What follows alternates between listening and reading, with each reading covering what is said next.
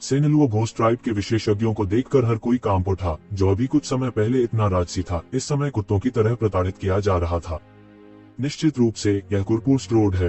यह इतने दिनों से खुला नहीं है कि वे भूल गए हैं कि यह स्थान क्या है। उनके लिए इस स्तर तक साधना करने में सक्षम होने के लिए उनमें से लगभग सभी ने एक बार एक निश्चित युग में एक निश्चित स्थान पर शासन किया था। उनमें से कुछ आज तक एक निश्चित दुनिया में किंवदंतियां भी थे। हालांकि यह ऐसी जगह नहीं थी जहां वे गुस्ताखी से काम ले सकते थे। प्रतिभाएं यहां आम थीं। विभिन्न युगों के सभी प्रकार के राक्षसी संघ की आपे से बाहर हो गए। एक अगोचर व्यक्ति एक निश्चित युग का अजेय राक्षसी प्रतिभा हो सकता है। फर्स्ट रोड के खुलने का युग बहुत पहले था। इसमें कितने राक्षसी प्रतिभाएं सक्रिय थीं, यह कोई नहीं जानता था।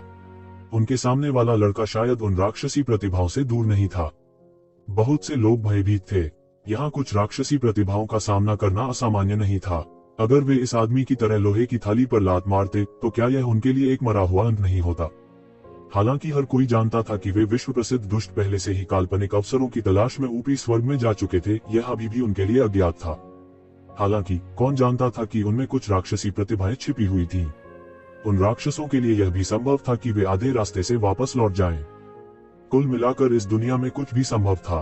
क्या उन्होंने नहीं देखा कि असुर भूत जनजाति के व्यक्ति ने भूत सम्राट की आंख भी खो दी थी। यह कहा जा सकता है कि उसे भारी नुकसान हुआ था। गोल्डन स्ट्राइप्ड हॉर्न टाइगर ने येज़िवेन की ओर ठंडेपन से देखा और कहा, इंसान, गोल्डन बैक ड्रैगन का आपको सौंप दो और मैं तुम्हें आज जीवित रहने दूंगा, अन्यथा तुम परिणाम सहन नहीं कर पाओगे। गोल्डन स्ट्राइप्ड हॉर्न टाइगर ने असुर भूत जनजाति के आदमी की बिल्कुल भी परवाह नहीं की। उसके लिए यह बिल्कुल भी महत्वपूर्ण नहीं था। यह केवल गोल्डन बैक ड्रैगन का चाहता था। अगर अभी येज़िवेन का हमला नहीं होता तो शायद ये उसे एक बार में ही निगल गया होता। मैं देखना चाहता हूँ कि मैं कौन से परिणाम सहन नहीं कर सकता। अपने गुरु को बाहर बुलाओ। मैं देखना चाहता हूँ कि कौन इतना शक्तिशाली है। येज़िवेन ने उदासीनता से कहा, मानव, ऐसा लगता है कि तुम वास्तव में जीने से थक गए हो। सुनहरी धारीदार सींग वाले बाघ ने येज़िवेन को ठंडेपन से देखा। एक पल में इसने एक बड़ी दहाड़ निकाली और तुरंत एक विशाल खूंखार बाघ में बदल गया। यह येज़िवेन की ओर झपटा। यह उसकी मार्शल इच्छा का संक्षेपण था। यह बहुत भयानक था। बूम! बहुत बड़ा धमाका हुआ था। येज़िवेन ने मुक्का मारा। यह सिर्फ एक साधारण मुक्का था, लेकिन यह सीधे बाघ में जा गिरा। बाघ मौके पर ही टुकड़े टुकड़े हो गया और पतली हवा में गायब हो गया। हुआलाला! येज़िवेन एक प्राचीन सम्राट की तरह इस अंतहीन सुनहरी रोशनी से बाहर निकले। ऐसा लग रहा था कि वह एक फ्लैश में मार्शल आर्ट के अवतार में बदल गया है। उसके शरीर से तरह तरह की मार्शल आर्ट निकल पड़ी। क्या आप जीने से थक गए हैं? मैं देखना चाहता हूँ कि कौन जीने से थक गया है। येज़िवेन जोर से चिल्लाए, मानव, मरो! सुनहरी धारीदार सींग वाला बाघ तुरंत एक मजबूत अधेड़ उम्र के आदमी में बदल गया। उनका पूरा शरीर बाघ के पैटर्न से भरा हुआ था। उसके सिर पर 2 नुकीले सींग थे। फिर उसने येज़िवेन की ओर मुक्का मारा। मुट्ठी ऊर्जा मध्य हवा में एक क्रूर बाघ में मुड़ गई। आकाश और पृथ्वी के बीच बेतहाशा बढ़ती हुई अपने साथ एक शक्तिशाली युआन क्यूई लेकर आई। अपने साथ युआन क्यूई उन्माद का विस्फोट लेकर आई। येज़िवेन को पराजित नहीं होना था। उसके शरीर से वज्र की शक्ति निकलती रही। पल भर में आसपास का क्षेत्र गड़गड़ाहट और बिजली का समुद्र बन गया। दोनों ही अपने आक्रमणों में काफी संयमित थे, लेकिन ऐसी शक्ति अभी भी भयानक थी। एक थंडर ड्रैगन आकाश में उड़ गया और भयंकर बाघ से टकरा गया। यह एक अजगर और एक बाघ के बीच एक प्रामाणिक लड़ाई थी। हालांकि थोड़ी देर के बाद हवा की विशेषता वाले भयंकर बाघ को फाड़ दिया गया और थंडर ड्रैगन ने मौके पर ही खा लिया। अनंत शक्ति के साथ थंडर ड्रैगन अपने साथ एक भयानक हवा लाते हुए सुनहरी धारीदार सींग वाले बाघ की ओर बढ़ा। सुनहरी धारीदार सींग वाला बाघ बार बार पीछे हट गया। यह देखकर कि उसका आक्रमण एक क्षण में टूट गया, उसने विरोध करने का साहस नहीं किया। येज़िवेन के हमले से बचने के लिए वो लगातार कई कदम पीछे हट गई। इसने येज़िवेन को ठंडेपन से देखा। ऐसा लग रहा था कि येज़िवेन के इतने शक्तिशाली होने की उम्मीद नहीं थी। हालांकि उनका आक्रमण बिल्कुल भी धीमा नहीं था। इस बीच उसके हाथ में एक लंबा भाला दिखाई दिया और तुरंत स्वर्ग के नीले गुंबद को चकनाचूर कर दिया। भाला प्रकाश निगल गया और अनियमित रूप से थूक गया और एक क्रूर बाघ का आकार ले लिया। बाघ लगातार तेज भाले वाले हल्के तावीज उगल रहा था और सीधे येज़िवेन की ओर जा रहा था। ध्यान से, जुयाने, जो उसके बगल में थी, ने याद दिलाया, यह एक उच्च श्रेणी का दिव्य हथियार है। येज़िवेन देख सकता था कि इसे उसके कबीले के बुजुर्गों की हड्डियों से साफ किया जाना चाहिए था। इसकी शक्ति बहुत भयानक थी। यह निश्चित रूप से एक उच्च कोटि के दिव्य अस्त्र के बराबर था। सुनहरी धारीदार सींग वाले बाघ के हमले में उसकी शक्ति अद्भुत थी। यह ज्ञात होना चाहिए कि सुनहरी धारीदार सींग वाले बाघ के पास ही शाश्वत क्षेत्र के शिखर की ताकत थी। इस लंबे भाले के साथ भले ही इसका सामना साधु क्षेत्र के किसी गुरु से हो, इस बात की पूरी संभावना थी कि यह अपनी रक्षा कर सकता था। हालांकि इस तरह के हमले के सामने येक्षिवेन के हाव भाव नहीं बदले। उसने उच्च श्रेणी के दिव्य अस्त्र का जबरन विरोध करते हुए सीधे अपनी हथेली से हमले को रोक दिया। आप वास्तव में मरना चाहते हैं? देखें कि कैसे मैं सीधे अपने भाले से आपकी बाह को तोड़ देता हूँ। सुनहरी धारीदार सींग वाला बाघ दहाड़ता है और सीधे भाले की रोशनी से वार करता है जो स्वर्ग और पृथ्वी को नष्ट कर सकता है। टकराना, हथेली सीधे भाले की नोक से टकराई जिससे एक चमकदार रोशनी फूट पड़ी। भाले का प्रकाश अपने साथ भयानक शक्ति लेकर आया। यहाँ तक शाश्वत क्षेत्र के एक मास्टर को भाले से वहीं छेद कर दिया जाएगा और वह दुखद रूप से मर जाएगा। भाले की रोशनी पर शक्तिशाली भाला प्रकाश तावीज स्वर्ग की आवाज की तरह थे। एक बार जब यह किसी व्यक्ति के शरीर से टकराता है तो यह सीधे उन्हें मौत के घाट उतार सकता है। कई लोगों ने अपनी आंखें बंद कर लीं। यदि भाले ने इस व्यक्ति पर बमबारी की तो उन्हें डर था कि इस व्यक्ति को सीधे छेद कर दिया जाएगा। हालांकि इस समय उसकी रक्षा के लिए अचानक येज़ेवेन की हथेली से एक सुनहरी रोशनी फूट पड़ी। बजना, एक तेज कंपन आया और भाले की नोक सीधे येज़ेवेन की हथेली में जा घुसी, लेकिन वह बिल्कुल भी आगे नहीं बढ़ सका। यह उसकी त्वचा को भेद भी नहीं सकता था। इसके विपरीत इस लंबे भाले के साथ भयानक शक्ति ने सुनहरी धारीदार सींग वाले बाघ की भुजा पर बमबारी की। इससे सुनहरी धारीदार सींग वाले बाघ की भुजा हिंसक रूप से कांपने लगी। इसकी आंखें फैल गईं। येज़ेवेन की रक्षा और शक्ति उसकी प्रारंभिक अपेक्षाओं से कहीं अधिक थी। कोई इतना शक्तिशाली कैसे हो सकता है? आसपास के लोग भी पूरी तरह सहम गए। उन्होंने हड्डी के टुकड़ों के उड़ते हुए क्रूर दृश्य को नहीं देखा। इसके विपरीत स्वर्ण धारीदार सींग वाले बाघ के हाथ में उच्च कोटि का दिव्य भाला बस एक खिलौने की तरह था। ये येक्षिवेन के लिए बिल्कुल भी कुछ नहीं कर सकती थी। उनका भौतिक शरीर वास्तव में एक उच्च कोटि के दिव्य अस्त्र के बराबर है। क्या वह एक राक्षस है? कुछ लोग हौंफने से खुद को रोक नहीं पाए।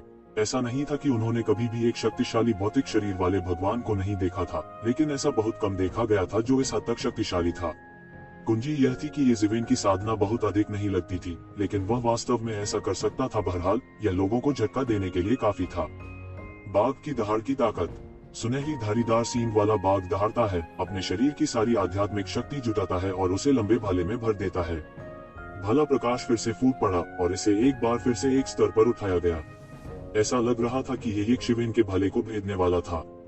येज़ेवेन ने अपनी आंखें खोली। ऐसा लग रहा था कि उसकी आंखों में एक दुनिया पैदा हो रही है और नष्ट हो रही है, और उसमें अनंत महान तरीके तैर रहे हैं। यह 10 गुना अधिक आश्चर्यजनक था। यदि यह सब आपके पास है तो आप अभी भी इससे बहुत दूर हैं। तो ज़ेवेन ठंडी मुस्कान बिखेर दी। उसने अपनी हथेली को पीछे हटा लिया, तुरंत उसे मुट्ठी में बदल लिया और भाले की नोक पर वार कर दिया।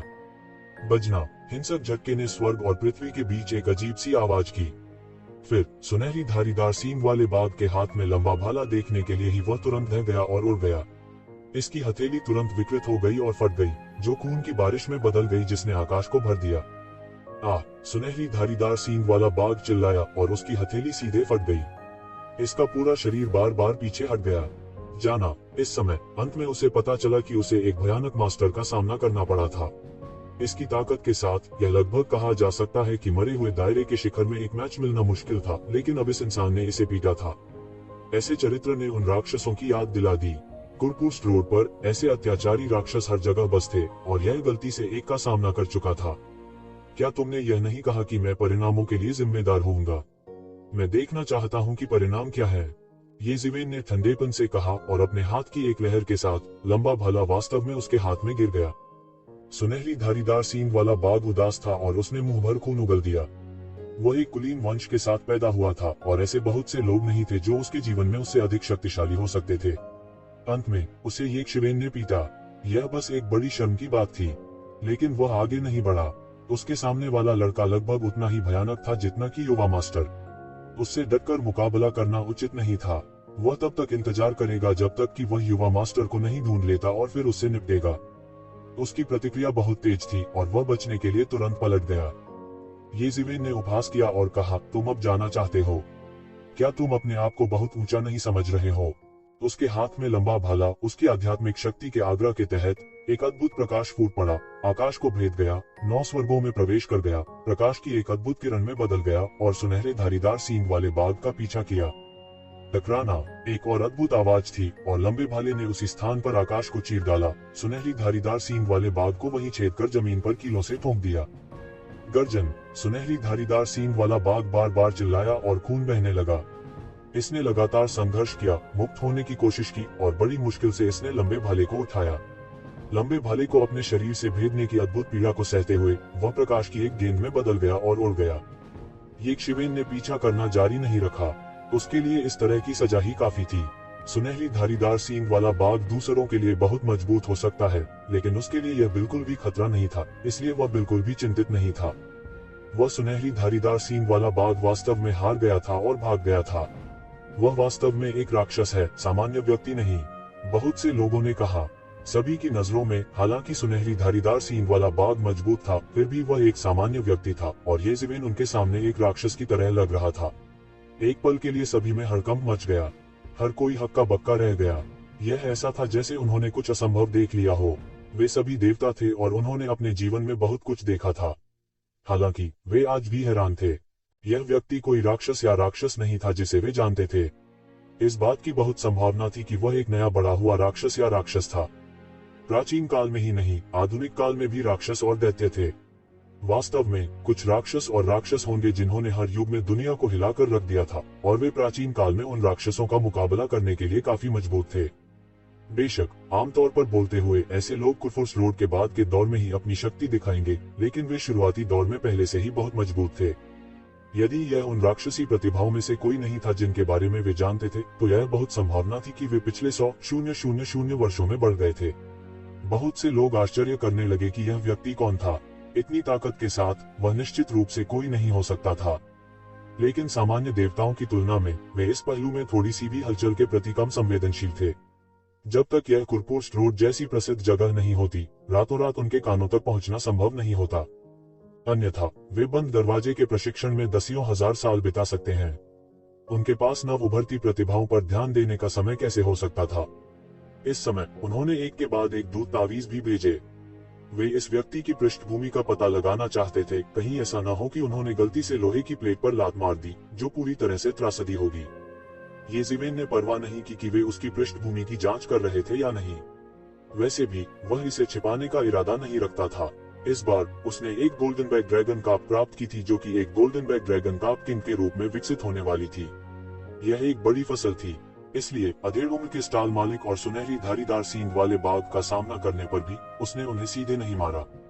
अरे तुम सच में कमाल हो, तुम्हारी ताकत इससे कहीं ज्यादा होनी चाहिए, जू यान ने आगे बढ़कर मुस्कुराते हुए कहा। वो यक्षिवेन से बहुत परिचित लग रही थी। अभी अभी लड़ाई देखने के बाद उसके मन में यक्षिवेन के लिए सम्मान का एक नया स्तर था। हालांकि वो ये भी देख सकती थी कि यक्षिवेन ने अपनी पूरी ताकत का इस्तेमाल नहीं किया था। लेकिन अगर आप उस बड़ी बिल्ली का ख्याल रखते हैं तो आपको भविष्य में बहुत परेशानी होगी, जू यानर ने मुस्कुराते हुए कहा। क्या आप जानते हैं कि उस बड़ी बिल्ली को किसने पाला? येज़िवेन ने सिर हिलाया। उसे पता नहीं था। खैर, आज तुमने मुझे एक बात याद दिला दी। मैं तुम्हें भोजन कराती हूँ। तुम्हारे पास समय है? येज़िवेन ने जू यानर को देखा और कहा। मैंने मदद नहीं की। हे, मैंने तुम्हारी अच्छी चीज को लगभग बर्बाद कर दिया था, लेकिन मैं मुफ्त का खाना नहीं छोड़ूंगी। जू यानर बिल्कुल भी शर्मिंदा नहीं थी। इसके विपरीत वह उदार थी।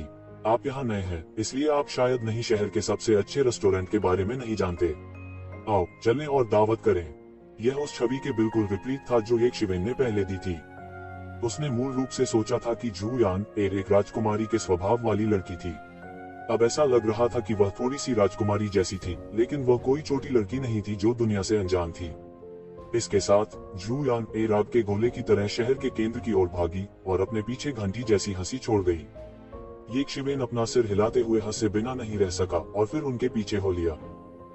मुझे डर है कि यह वास्तव में एक अजेय व्यक्ति है। मुझे अभी अभी खबर मिली है, अगर मैं गलत नहीं हूँ तो इस व्यक्ति को हिडन वैली में इस पीढ़ी का नेता होना चाहिए। येज़िवेन की पहचान और उत्पत्ति का पता चला। बेशक यह भी यक्षिवेन के अपनी पहचान न छिपाने से संबंधित था। क्या यह व्यक्ति बहुत शक्तिशाली है? किसी ने पूछा। अभी कुछ समय पहले ही वह बंद कमरे में प्रशिक्षण से बाहर आया था, इसलिए ऐसी बहुत सी बातें थी जिनके बारे में वह स्पष्ट नहीं था। देवताओं के बीच यह बहुत सामान्य बात थी।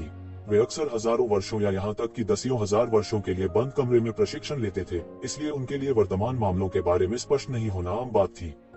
शक्तिशाली, बहुत शक्तिशाली। यह व्यक्ति केवल 2000 वर्षों से अधिक समय से खेती कर रहा है, लेकिन उसकी ताकत में दिन दूनी रात चौगुनी वृद्धि हुई है। मुझे प्राप्त नवीनतम समाचार ने कहा कि वह 1000 साल पहले ही अनंत क्षेत्र के शिखर पर था। कोई आश्चर्य नहीं कि सुनहरी धारीदार सींग वाला बाघ उसका विरोधी नहीं था। वह वास्तव में एक अत्यंत शक्तिशाली अस्तित्व है। आसपास के कई प्राचीन देवता हौंफने लगे। ऐसा नहीं था कि उन्होंने प्राचीन संकी और प्रतिभावान लोगों को नहीं देखा था। महज 2000 साल में अपने डीएओ को साबित करना उनके लिए कोई आश्चर्य की बात नहीं थी। जो अधिक भयानक था वह यह था कि वह पहले से ही 1000 साल से भी अधिक समय पहले अनंत क्षेत्र के शिखर पर था। क्या वह नहीं था?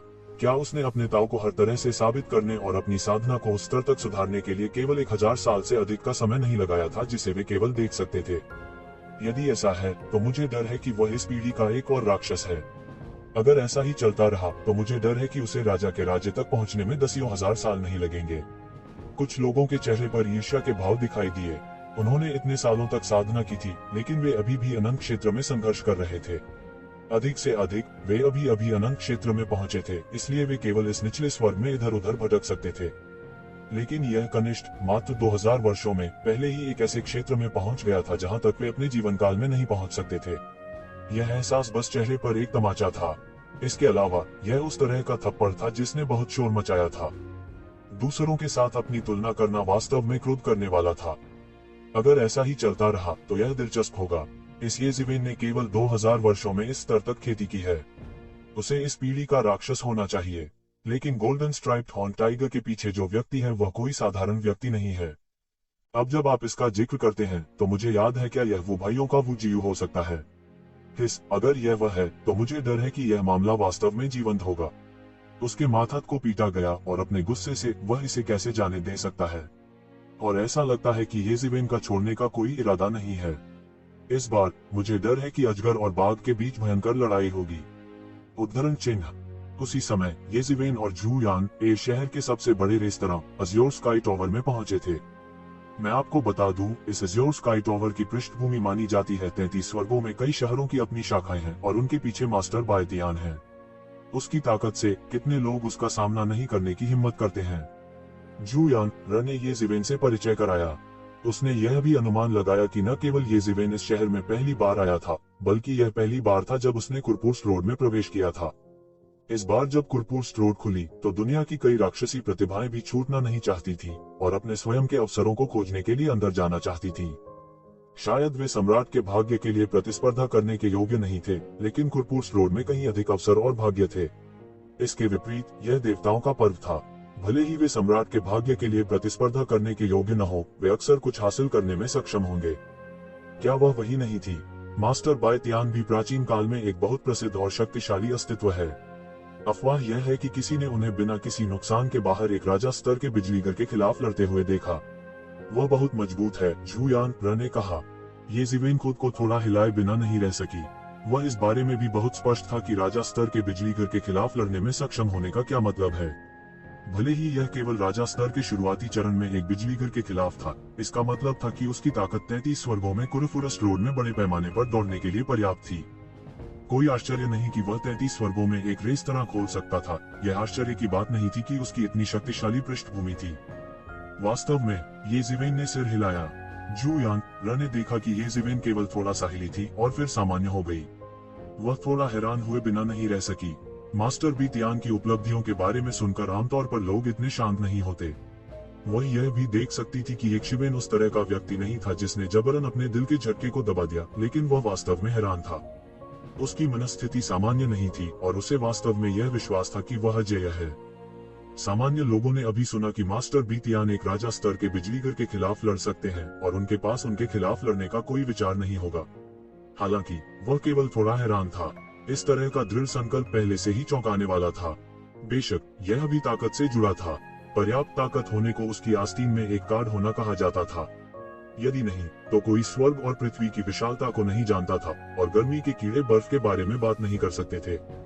हालांकि येज़िवेन एक अहंकारी व्यक्ति की तरह नहीं दिखती थी।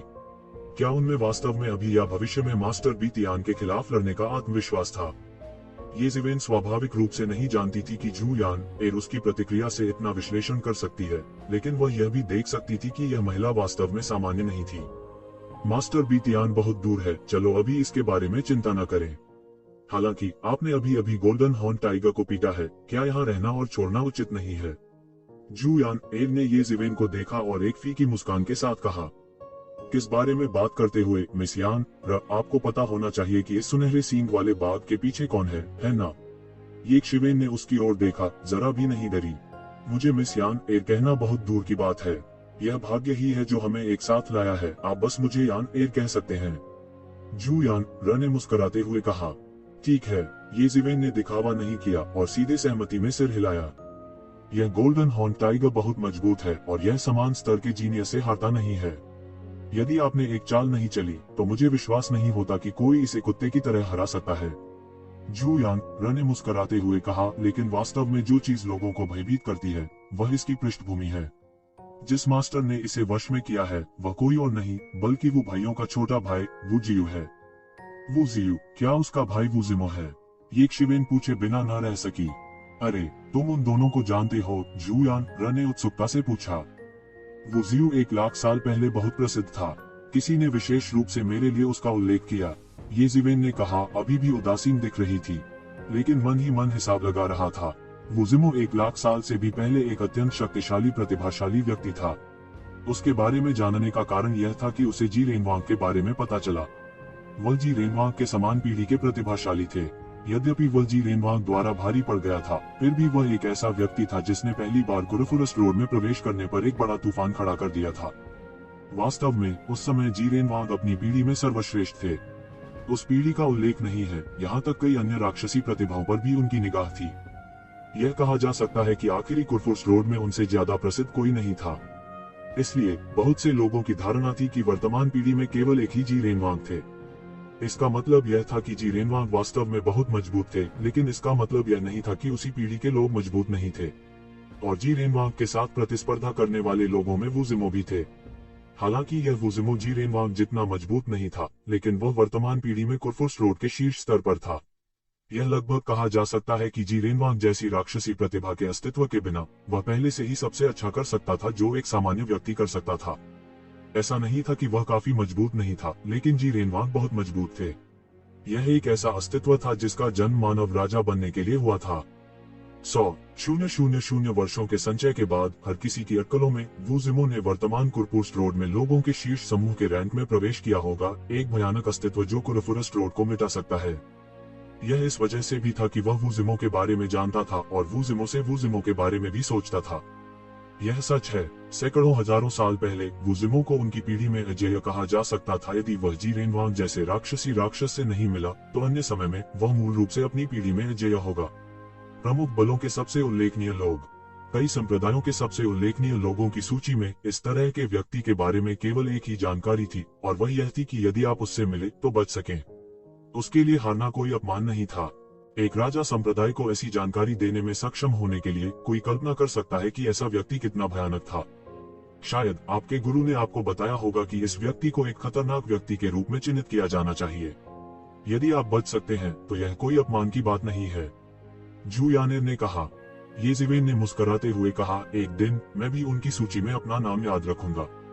हा हा हा हा, जू यान ने चांदी की हंसी उड़ाई। इस समय ये जिवेन एक शांत गुरु की तरह नहीं बल्कि एक नए लड़के की तरह लग रहा था। ये शिवेन हंस पड़ी और उसने इसकी परवाह नहीं की। वह जानता था कि दूसरे पक्ष ने उस पर विश्वास नहीं किया। उनमें से किसी को भी बेजोड़ अपराधी कहा जा सकता है। सिर्फ जीनियस होना बेकार था। बुद्धिमानों में बुद्धिमान, दुष्टों में कुकर्मी होना चाहिए। यह इतना आसान कैसे हो सकता है? हो सकता है कि 100,000 वर्षों में कुछ भी न हो। वू जिमो को अब ऊपरी आकाश की खोज करनी चाहिए, लेकिन अकेले वू जियू से निपटना आसान नहीं है। हालांकि वू जियू वू जिमो के रूप में प्रसिद्ध नहीं है। बहुत से लोग कहते हैं कि यदि वू जियू देर से पैदा नहीं हुआ था तो वह तुलनीय होगा उसका भाई। वह बहुत शक्तिशाली है, जू यान ने मुस्कुराते हुए कहा। अरे ऐसी कोई कहावत है? ये सिवेन मंद मंद मुस्कुराया, लेकिन ऐसा नहीं लगा कि उसे इसकी कोई परवाह है। वू जिमो आज कुरुफुरस रोड के सबसे मजबूत लोगों में से एक थे और वू जियू को उनके भाई के बराबर कहा जाता था। यह सच था या नहीं, वह निश्चित रूप से एक साधारण व्यक्ति नहीं था। आपको डर रहे हैं? जू यान ने मुस्कुराते हुए कहा और उसके लहजे में मजाक का संकेत था। इसमें डरने की क्या बात है? भले ही वह अपने भाई के बराबर हो तो क्या मैं उसके भाई से आगे निकल गया हूँ? ये जिवेन ने लापरवाही से कहा, यदि आप इसी तरह जारी रहे तो आपको बहुत नुकसान होगा। मैं आपको एक और खबर दूंगा। ऐसा लगता है कि वह कुरपुर्स रोड से पहले ऋषि के दायरे में आ गया है। वह इस स्वर्ण समर्थित ड्रैगन काप किंग को चाहता है। अगर मैं गलत नहीं हूँ तो उसे अगले दायरे में प्रवेश करने की तैयारी करनी चाहिए। अगर वह सैकड़ों हजारों साल की शक्ति हासिल कर लेता है तो यह उसके लिए और आगे बढ़ने के लिए पर्याप्त होगा। जू यांग र ने मुस्कुराते हुए कहा। ये जिवेन ने सिर हिलाया। वह पहले से ही तैयार था। वह सुनहरी धारीदार सींग वाले बाघ से कुछ सुराग देख सकता था। हालांकि इससे वह पीछे नहीं हटे। इसके विपरीत वह थोड़ा उत्साहित था। अंत में एक योग्य प्रतिद्वंद्वी था। उसके पास उस शक्ति को मुक्त करने का अवसर हो सकता है जिसे उसने हजारों वर्षों से संचित किया था। यह देखकर कि ये जिवेन अभी भी लापरवाह थी, जू यांग एर को उसकी पृष्ठभूमि के बारे में गहरा अनुमान था। शायद वह उससे भी अधिक अथाह था जिसकी उसने कल्पना की थी। जिसके बारे में बोलते हुए मैं भी आपके बारे में थोड़ा उत्सुक हूँ। भले ही वो जीव गुप्त नहीं है, ये बातें आम लोगों को नहीं पता है। यहाँ तक मैं आपकी उत्पत्ति को अपनी धर्म आंखों से नहीं देख सकता। मुझे आश्चर्य है कि क्या यह सुविधाजनक है, तुम मुझे बताओ। तू जिवेन ने पहल की और पूछा। यह असुविधाजनक नहीं है। मैं सिंदूर पक्षी कबीले से हूँ, जू यांग र ने कहा। सिंदूर पक्षी, ये शिवेन को यह पौराणिक दिव्य पक्षी होने की उम्मीद नहीं थी। यह फीनिक्स कबीले से भी दुर्लभ कबीला था। किंवदंतियों में 4 पवित्र जानवर थे, अर्थात 4 प्रतीक। उनमें सिंदूर पक्षी दक्षिण का प्रतिनिधित्व करता था। कई लोगों में सिंदूर पक्षी की किंवदंतियां थीं। कुछ लोगों ने सिंदूर पक्षी कबीले को फायर फीनिक्स कबीले से भी मिला दिया। सिंदूर पक्षी जाति आग का उपयोग करने में वास्तव में अच्छी थी। पक्षियों में फीनिक्स कबीले, सिंदूर पक्षी कबीले और गोल्डन क्रो कबीले के 3 कबीले अपने शक्तिशाली अग्नि विशेषता वाले कुलों के लिए प्रसिद्ध थे। वे अपने स्वयं के कबीले की जादुई शक्ति को विकसित करने के लिए काफी शक्तिशाली थे। हालांकि फीनिक्स कबीले की तुलना में गोल्डन क्रो कबीले के 3 कबीले जो आकाश पर हावी थे, वर्मिलियन बर्ड कबीला निस्संदेह बहुत अधिक कम महत्वपूर्ण था। इस कबीले के लोगों ने भी विभिन्न दुनियाओं में गश्त की और पृथ्वी की नसों को दबा दिया। वे एक ऐसे कबीले से संबंधित थे जिसने दुनिया में योगदान दिया था, इसलिए वे विभिन्न दुनियाओं की शक्ति से सुरक्षित थे। फीनिक्स कबीले को भारी नुकसान हुआ था और गोल्डन क्रो कबीले के 3 कुलों को सीधे तौर पर खत्म कर दिया गया था। हालांकि सिंदूर पक्षी कबीला हमेशा सुरक्षित और स्वस्थ था। हालांकि वे कभी भी अत्यंत गौरवशाली नहीं थे। वे प्राचीन काल से अस्तित्व में थे। अनगिनत वर्षों के बाद जो शक्ति का संचय हुआ वह बड़ा भयानक था। वे शायद किसी सम्राट की विरासत से कमतर नहीं थे। इस कबीले के लोग अपेक्षाकृत दुर्लभ थे। फीनिक्स कबीले के विपरीत, जिसमें कई उप प्रजातियां थीं, केवल कुछ कबीले थे। उनके वंशज लगभग हर दुनिया में देखे जा सकते हैं। हे, यह दुर्लभ है। जू यांग एर खूब मुस्कुराई जैसे वह कुछ छुपा रही हो। ये जिवेन ने सिर हिलाया। सिंदूर पक्षी का कुल होता तो अजूबा न था। सिंदूर पक्षी वंश का जन्म महान योग्यता के संरक्षण के साथ हुआ था। जब तक उन्हें उजागर नहीं किया जाता तब तक दूसरे उनके मूल को नहीं देख पाएंगे। अगर यह सिंदूर पक्षी वंश है, जू यांग हुआंग, ऐसा नाम अचानक ये जिवेन के दिमाग में आया। यह भी एक शक्तिशाली अस्तित्व था जिसने कुरपुर्स रोड को झकझोर कर रख दिया था। अपनी शुरुआत के बाद से वह कभी हार नहीं मानी थी। वह एक भयानक अस्तित्व थी जो उसकी पीढ़ी में अजेय थी। उसकी प्रतिष्ठा जी रेनवांग से कमजोर नहीं थी। वह मेरा भाई है, जू यांग र ने मुस्कुराते हुए कहा। हालांकि ये शिवेन ने उसे कम आंकने की हिम्मत नहीं की। सिंदूर पक्षी कबीले में ज्यादा लोग नहीं थे, लेकिन हर कोई जीनियस था। कोई साधारण किरदार नहीं था। यह कुछ हद तक फॉलन एंजल कबीले के समान था, लेकिन फॉलन एंजल कबीले की तुलना में कम लोग थे। हालांकि जू यांग एर मुस्कुरा रही थी, ये जिवेन को लगा कि वह इस नाम का उल्लेख करने को तैयार नहीं है। कोई आश्चर्य नहीं कि स्टॉल का मालिक आपके साथ कुछ नहीं कर सका। ये जिवेन आखिरकार समझ गई कि अधेड़ उम्र का स्टॉल मालिक जू यांग र से इतना डरता क्यों था। न केवल उसके पीछे एक शक्तिशाली वंश था, बल्कि उसका समर्थन करने के लिए उसके पास इतना शक्तिशाली भाई भी था। कोई आश्चर्य नहीं कि उसने बिना किसी संयम के काम किया। गलत मत समझो, इससे उसका कोई लेना देना नहीं है। मैंने उस शैतान को सबक सिखाया है, इसलिए वह मुझसे डरता है, जू यांग र ने तुरंत कहा, जैसे कि वह नहीं चाहती थी कि दूसरे यह सोचे कि इसका उसके भाई से कोई लेना देना है। कोई बात नहीं, मुझे सिंदूर पक्षी कबीले की राजकुमारी को आज भोजन कराने का सम्मान मिला है। ये शिवेन कुछ व्यंजनों का ऑर्डर देने के बाद आगे बढ़ी। हाँ भाई, ये आपको विनम्र होने की आवश्यकता नहीं है। हालांकि मेरी थोड़ी प्रतिष्ठा है, मैं ज्यादातर अपनी पृष्ठभूमि पर भरोसा करता हूँ।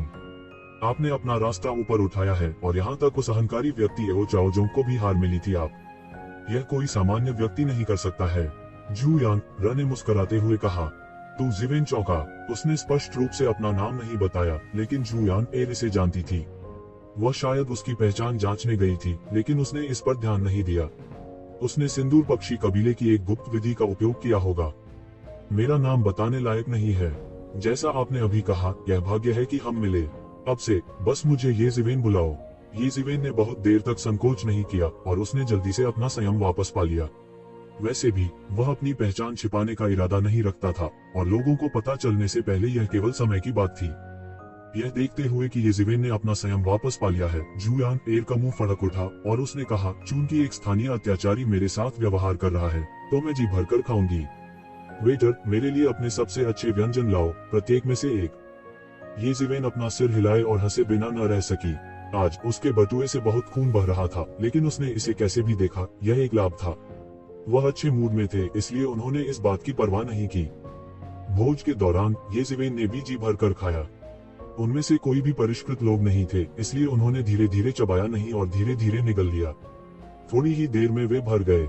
चलो, अगर यह जारी रहा तो हम बंदर बन जाएंगे। ये जिवेन ने पहल की और जुयान र से कहा। अनजाने में उनके आसपास पहले से ही काफी लोग मौजूद थे। हालांकि उन्होंने साधारण भोजनकर्ता होने का नाटक किया, लेकिन वे इसे ये शिवेन से छिपा नहीं सकते थे। संभवतः अभी अभी जो कुछ हुआ उसकी खबर फैल गई थी और बहुत से लोग कुछ नया देखना चाहते थे। क्यों तुम वू जियू का इंतजार नहीं कर रही हो? जुयान एर थोड़ा हैरान थी। उसने स्पष्ट रूप से महसूस किया कि एक शिवेन का इरादा वू जियू के साथ लड़ने का था। उस तरह की कट्टरता को धोखा नहीं दिया जा सकता था। कोई बात नहीं, वह तो बस एक मिट्टी का पत्थर है। अगर वह आना चाहता है तो आ जा।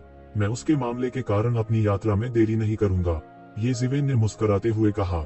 जुयान एर का ये जिवेन का मूल्यांकन एक स्तर ऊपर चला गया। भले ही बहुत से लोग वू जियू से नहीं डरते, वे इतने उदासीन नहीं होंगे। ऐसा इसलिए नहीं था क्योंकि वे अज्ञानी थे, बल्कि इसलिए कि उनमें आत्मविश्वास था। उन्हें अपने बल पर दृढ़ विश्वास था। जुयान एर अचानक मुस्कुराई और बोली, लेकिन अगर तुम उसकी प्रतीक्षा नहीं भी करोगी तो भी वह तुम्हें ढूंढता हुआ आएगा। जैसे ही उन्होंने बोलना समाप्त किया, एक भयानक दबाव शहर पर अनैतिक रूप से दबाव डालने लगा। यह एक प्राचीन और उलटफेर आभा थी। यह फैल गया और तुरंत ऐसा लगा कि चारों ओर का वातावरण पत्थर की दुनिया में बदल गया है। यह दूरी में शून्य से फैल गया। कई देवता अपने एकांतवास से जागे। यह पत्थर की आभा शहर में बेईमानी से घुस गई थी और शहर में सभी जीवन को डराने वाली थी। निश्चित रूप से यह वू जियू है। दोनों भाई फेरी स्टोन के एक ही टुकड़े से पैदा हुए दिव्य भ्रूण हैं। वे पत्थर की मार्शल आर्ट के साथ पैदा हुए हैं और स्टोन सेज के रूप में जाने जाते हैं। जुयान एर की आंखों में चमक आ गई। हालांकि उसने वू जियू का नाम सुना था, लेकिन उसने उसे पहले कभी नहीं देखा था। यह पहली बार था। कितना मजबूत पत्थर आभा है। क्या ऐसा हो सकता है कि वू जियू प्रकट हो गई हो? हालांकि दूसरों की प्रतिक्रियाएं जुयान एर जितनी तेज नहीं थी, वे बहुत पीछे नहीं थे। उन्होंने मूल रूप से आने और शो देखने की योजना बनाई थी। वे कैसे नहीं समझ सकते थे कि वू जियू प्रकट हो गई थी। यह पत्थर की आभा इतनी मजबूत है कि यह बाधा में भी घुस गई है। क्या ऐसा हो सकता है कि उसने अपने परिपत्थर को पूरी तरह से परिष्कृत कर लिया हो? किसी ने कहा, उस मामले में वू जियू को ऋषि के दायरे में प्रवेश करना चाहिए था। अन्यथा उसके लिए अपने फेरी स्टोन को पूरी तरह से परिष्कृत करना असंभव होगा। उसके लिए वह करना असंभव होगा जो उसका भाई करने में विफल रहा। यदि ऐसा है तो यह डरावना है। ऋषि लोक निचले स्वर्ग पर हावी होने के लिए पर्याप्त है। ये जिवेन थोड़ा हिल गई थी। इस तरह का कॉर्नेट लाइफ फॉर्म बहुत शक्तिशाली था। वे एक सर्वोच्च मार्शल आर्ट के साथ पैदा हुए थे, लेकिन साथ ही वे अपने कोनेट बॉडी द्वारा प्रतिबंधित थे। यदि वे शरीर को परिष्कृत नहीं कर सकते तो यह नहीं माना जा सकता कि उन्होंने महान पद प्राप्त कर लिया है। उस स्थिति में जितना अधिक वे साधना करेंगे, महान मार्ग उतना ही संकरा होगा। लेकिन एक बार जब वे शरीर को शुद्ध कर लेते हैं और महान मार्ग को प्राप्त कर लेते हैं, तो उनकी साधना में थोड़े समय में सफलता मिलेगी और सुधार बहुत अच्छा होगा। वूजिमो ने शरीर को परिष्कृत करने के बाद थोड़े समय में कुरफुर्स्ट रोड में प्रथम श्रेणी का व्यक्ति बन गया। अब वू जियू वूजिमो की तरह था। शरीर को शुद्ध करने के बाद वह छलांग और सीमा से आगे बढ़ेगा। यदि वह गोल्डन बैक ड्रैगन कापकिंग को निगल सकता है, तो वह शायद उस चमत्कार को दोहराने में सक्षम होगा जिसे वूजिमो ने 100,000 साल पहले थोड़े समय में बनाया था। ये शिवेन ठंडेपन से मुस्कुराए। यह वू जियू वास्तव में साहसी थी। वह वास्तव में शहर में बेईमान था। अभी अभी जब उसने हमला किया तो वह भी संयमित था और लापरवाही से काम नहीं करता था। हो सकता है कि एक शहर का स्वामी उसे डर महसूस कराने के लिए पर्याप्त न हो, लेकिन शहर में अनगिनत बड़ी और छोटी ताकतें थीं और उनके पीछे कई दुष्ट और राक्षस थे। यह ठीक वैसा ही था जैसे azure sky tower young master Beitian की संपत्ति थी। यहाँ गड़बड़ करने की हिम्मत कौन करेगा? वू जियू, तुम क्या करने की कोशिश कर रही हो? कोई जोर से चिल्लाया, उसे यहाँ इतना अहंकार करते हुए देखने में असमर्थ। कई लोगों में भगदड़ मच गई।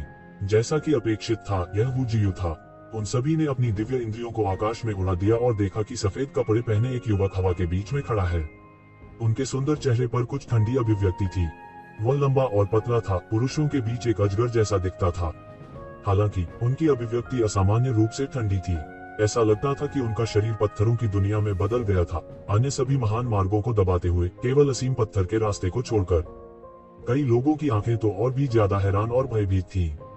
ऐसा लग रहा था कि यह जानबूझकर लीक नहीं किया गया था। शायद यह इसलिए था क्योंकि वह अभी टूटा था और वास्तव में इसे नियंत्रित करने में असमर्थ था, इसलिए इसका कुछ हिस्सा लीक हो गया था। और यह छोटा सा रिसाव पहले से ही इतना भयानक था। अगर वह इसे पूरी तरह से लीक कर दे तो क्या होगा? जिस व्यक्ति ने मेरे नौकर को घायल किया और मेरी गोल्डन बैक ड्रैगन काप चुराई, बाहर आओ। मैं केवल यही चाहता हूँ कि वह मर जाए। इसका तुमसे कोई लेना देना नहीं है, वू जियू ने धीरे से कहा। उसकी आवाज ठंडी और निर्मम थी। ऐसा लगता है कि तुम यहाँ मेरे लिए हो। ये ज़िवेन मंद मंद मुस्कुराए। उसका पूरा शरीर तुरंत गायब हो गया। जब वह फिर से प्रकट हुआ तो वह पहले से ही शहर के ऊपर था। तुम वह आदमी हो जिसने मेरी गोल्डन बैक ड्रैगन काप चुराए। वू जियू ने ये शिवेन की तरफ रुखाई से देखा और फिर कहा। ऐसा लग रहा था कि वो लगातार ये शिवेन को आड़े हाथों ले रहा था। यह सही है, अगर तुम लड़ना चाहते हो तो मेरे साथ आओ। तो ज़िवेन ने एक बड़ा कदम उठाया और शहर से बाहर निकल गया। वह शहर के अंदर लड़ना नहीं चाहता था, अन्यथा एक बार जब वह जाने देगा तो शहर में चाहे कितने भी जादू हो, समस्याएं होना बेहद आसान होगा। मत जाओ, वू जियू जोर से चिल्लाया और सीधे उसका पीछा किया। उसके पीछे बहुत दूर नहीं एक तेज रोशनी उसका पीछा कर रही थी। अगर यह जुयानर नहीं होती तो और कौन हो सकती थी? जुयानर के बाद कई लोग सीधे उसके पीछे चले गए, दोनों के बीच लड़ाई देखना चाहते थे। विशेष रूप से कई लोगों ने ये शिवेन की उत्पत्ति का भी पता लगा लिया था। अपने हृदयों में वे और भी अधिक आशावान थे। वे दोनों इस पीढ़ी के अजेय व्यक्ति थे और उन्हें उत्कृष्ट सैन्य उपलब्धियों के लिए माना जा सकता है। हालांकि वू जियू प्रसिद्ध था, ये ज़िवेन भी बुरा नहीं था। हजारों साल पहले उसने पहले ही ड्रैगन कबीले के गौरव एओ चाओजोंग को हरा दिया था और एक समय के लिए प्रसिद्ध हो गया था। पीढ़ी के दो समकालीन गौरव के बीच की लड़ाई उन राक्षसी शख्सियतों के बीच की लड़ाई से कम आकर्षक नहीं थी। भले ही कुछ बड़ी शख्सियतों ने व्यक्तिगत रूप से उसका पालन नहीं किया, लेकिन वे सभी अपनी दिव्य इंद्रियों को बहा ले गए और उनका पीछा किया। ये ज़िवेन की आकृति सैकड़ों किलोमीटर तक शहर से बाहर उड़ती रही और अंत में रुक गई। जैसे ही वह रुका, पत्थर की ची फैल गई, लगातार प्रकाश और छाया के साथ टिमटिमाती हुई पत्थर की क्यूई की दुनिया बन गई। यह पत्थर क्यूई मौके पर बना तुरंत एक दुनिया में बदल गया, नीचे दब गया। ऐसा कहा जा सकता है कि पत्थर की ची ने ये ज़िवेन का पूरा पीछा किया। जैसे ही वे रुके, उन्होंने उस पर हमला कर दिया। बच्चों का खेल, ये ज़िवेन ने उपहास किया, अपनी आध्यात्मिक शक्ति बढ़ाई और एक मुक्का मारा। भयानक मुट्ठी की ऊर्जा एक तोप के गोले की तरह फूटती है, आकाश के माध्यम से विस्फोट करती है, सीधे पत्थर क्यूई की दुनिया में विस्फोट करती है। बूम! तो ज़िवेन ने अचानक पत्थर क्यूई की दुनिया की अनगिनत परतों में प्रवेश किया। स्टोन क्यूई की दुनिया के केंद्र में एक आकृति अचानक प्रकट हुई। एक और भी भयानक पत्थर क्यूई बह गया, अमर पत्थर के एक टुकड़े में संघनित होकर ये ज़िवेन को वही दबा दिया। ये शिवेन जल्दी में नहीं थी, उसकी हथेली सीधे स्काई फ्लिपिंग सील में बदल गई। उसकी हथेली के फड़कने से ऐसा लगता था कि पूरी दुनिया उल्टी हो गई है। एक अंधेरा प्रकट हुआ, यह बहुत भयानक था और यह पत्थर की ची के समूह की ओर फटा। बूम! ये ज़िवेन की स्काई फ्लिपिंग सील ने पत्थर की ची को मौके पर ही चकनाचूर कर दिया। बूम! विस्फोटों की एक श्रृंखला सुनाई दी और वू जियू के आंकड़े को प्रकट करते हुए पत्थर क्यूई की दुनिया ढह गई। उसकी गति बहुत तेज थी, लगभग जैसे ही एक शिवेन पहुंचे, वह पहले ही पहुंच चुका था। उसके पीछे बहुत से लोग आए थे और जब उन्होंने ऐसा भयंकर युद्ध देखा तो वे थोड़े स्तब्ध रह गए। यह सिर्फ शुरुआत है और पहले से ही इतनी तीव्र लड़ाई है। अगर यह जारी रहा तो क्या आकाश और पृथ्वी बिखर नहीं जाएंगे? बहुत से लोगों ने इस दृश्य को देखा और वे थोड़े डरे हुए थे। यदि यह वे होते तो वे शायद इस कदम का सामना करने में भी सक्षम नहीं होते और मौके पर ही मौत के घाट उतार दिए जाते। वे सभी देख सकते थे कि इन दोनों लोगों की शक्ति लगभग सभी की कल्पनाओं को पार कर गई थी। हो सकता है कि वे इन दो चालों में से एक को संभालने में सक्षम न हो, भले ही उन्होंने अपनी पूरी कोशिश की हो। वू जियू ने हमला करना जारी नहीं रखा, लेकिन ये ज़िवेन को ऊपर और नीचे देखा और फिर पूछा, मुझे अपना नाम बताओ। वह पहले अपना नाम भी नहीं पूछना चाहता था, लेकिन अब उसे लगा कि येशिवेन उसे अपना नाम बताने के योग्य है। येशिवेन ने हल्के से कहा, तो यह आप है। वो जियू को भी याद था कि येशिवेन कौन थी। वे दोनों इस पीढ़ी के उभरते हुए व्यक्ति थे और उसने कमोबेश उनके बारे में सुना था, उन पुराने लोगों के विपरीत जिन्होंने उसके बारे में बिल्कुल नहीं सुना था। आओ चाओजोंग आपके हाथों हार गया। वो जियू ने हल्के से कहा, आपको अभी भी एक व्यक्ति माना जाता है, लेकिन अगर आपको लगता है कि आप मेरे साथ एक ही सांस में उल्लेख कर सकते हैं क्योंकि आपने एओ चाओजोंग को हरा दिया है, तो आप गंभीर रूप से गलत हैं। यहाँ तक एओ चाओजोंग भी अभिमानी होने की हिम्मत नहीं करेंगे मेरे सामने। सबने कान खड़े कर लिए। यह एक अन्य स्वर्ग के गौरव विशेषज्ञ एओ चाओजोंग से संबंधित था। हालांकि एओ चाओजोंग को येशिवेन ने हरा दिया था, लेकिन इससे उसकी प्रतिष्ठा को कोई नुकसान नहीं हुआ। आखिरकार वह अभी भी उनकी दृष्टि में ऊंचा और शक्तिशाली था।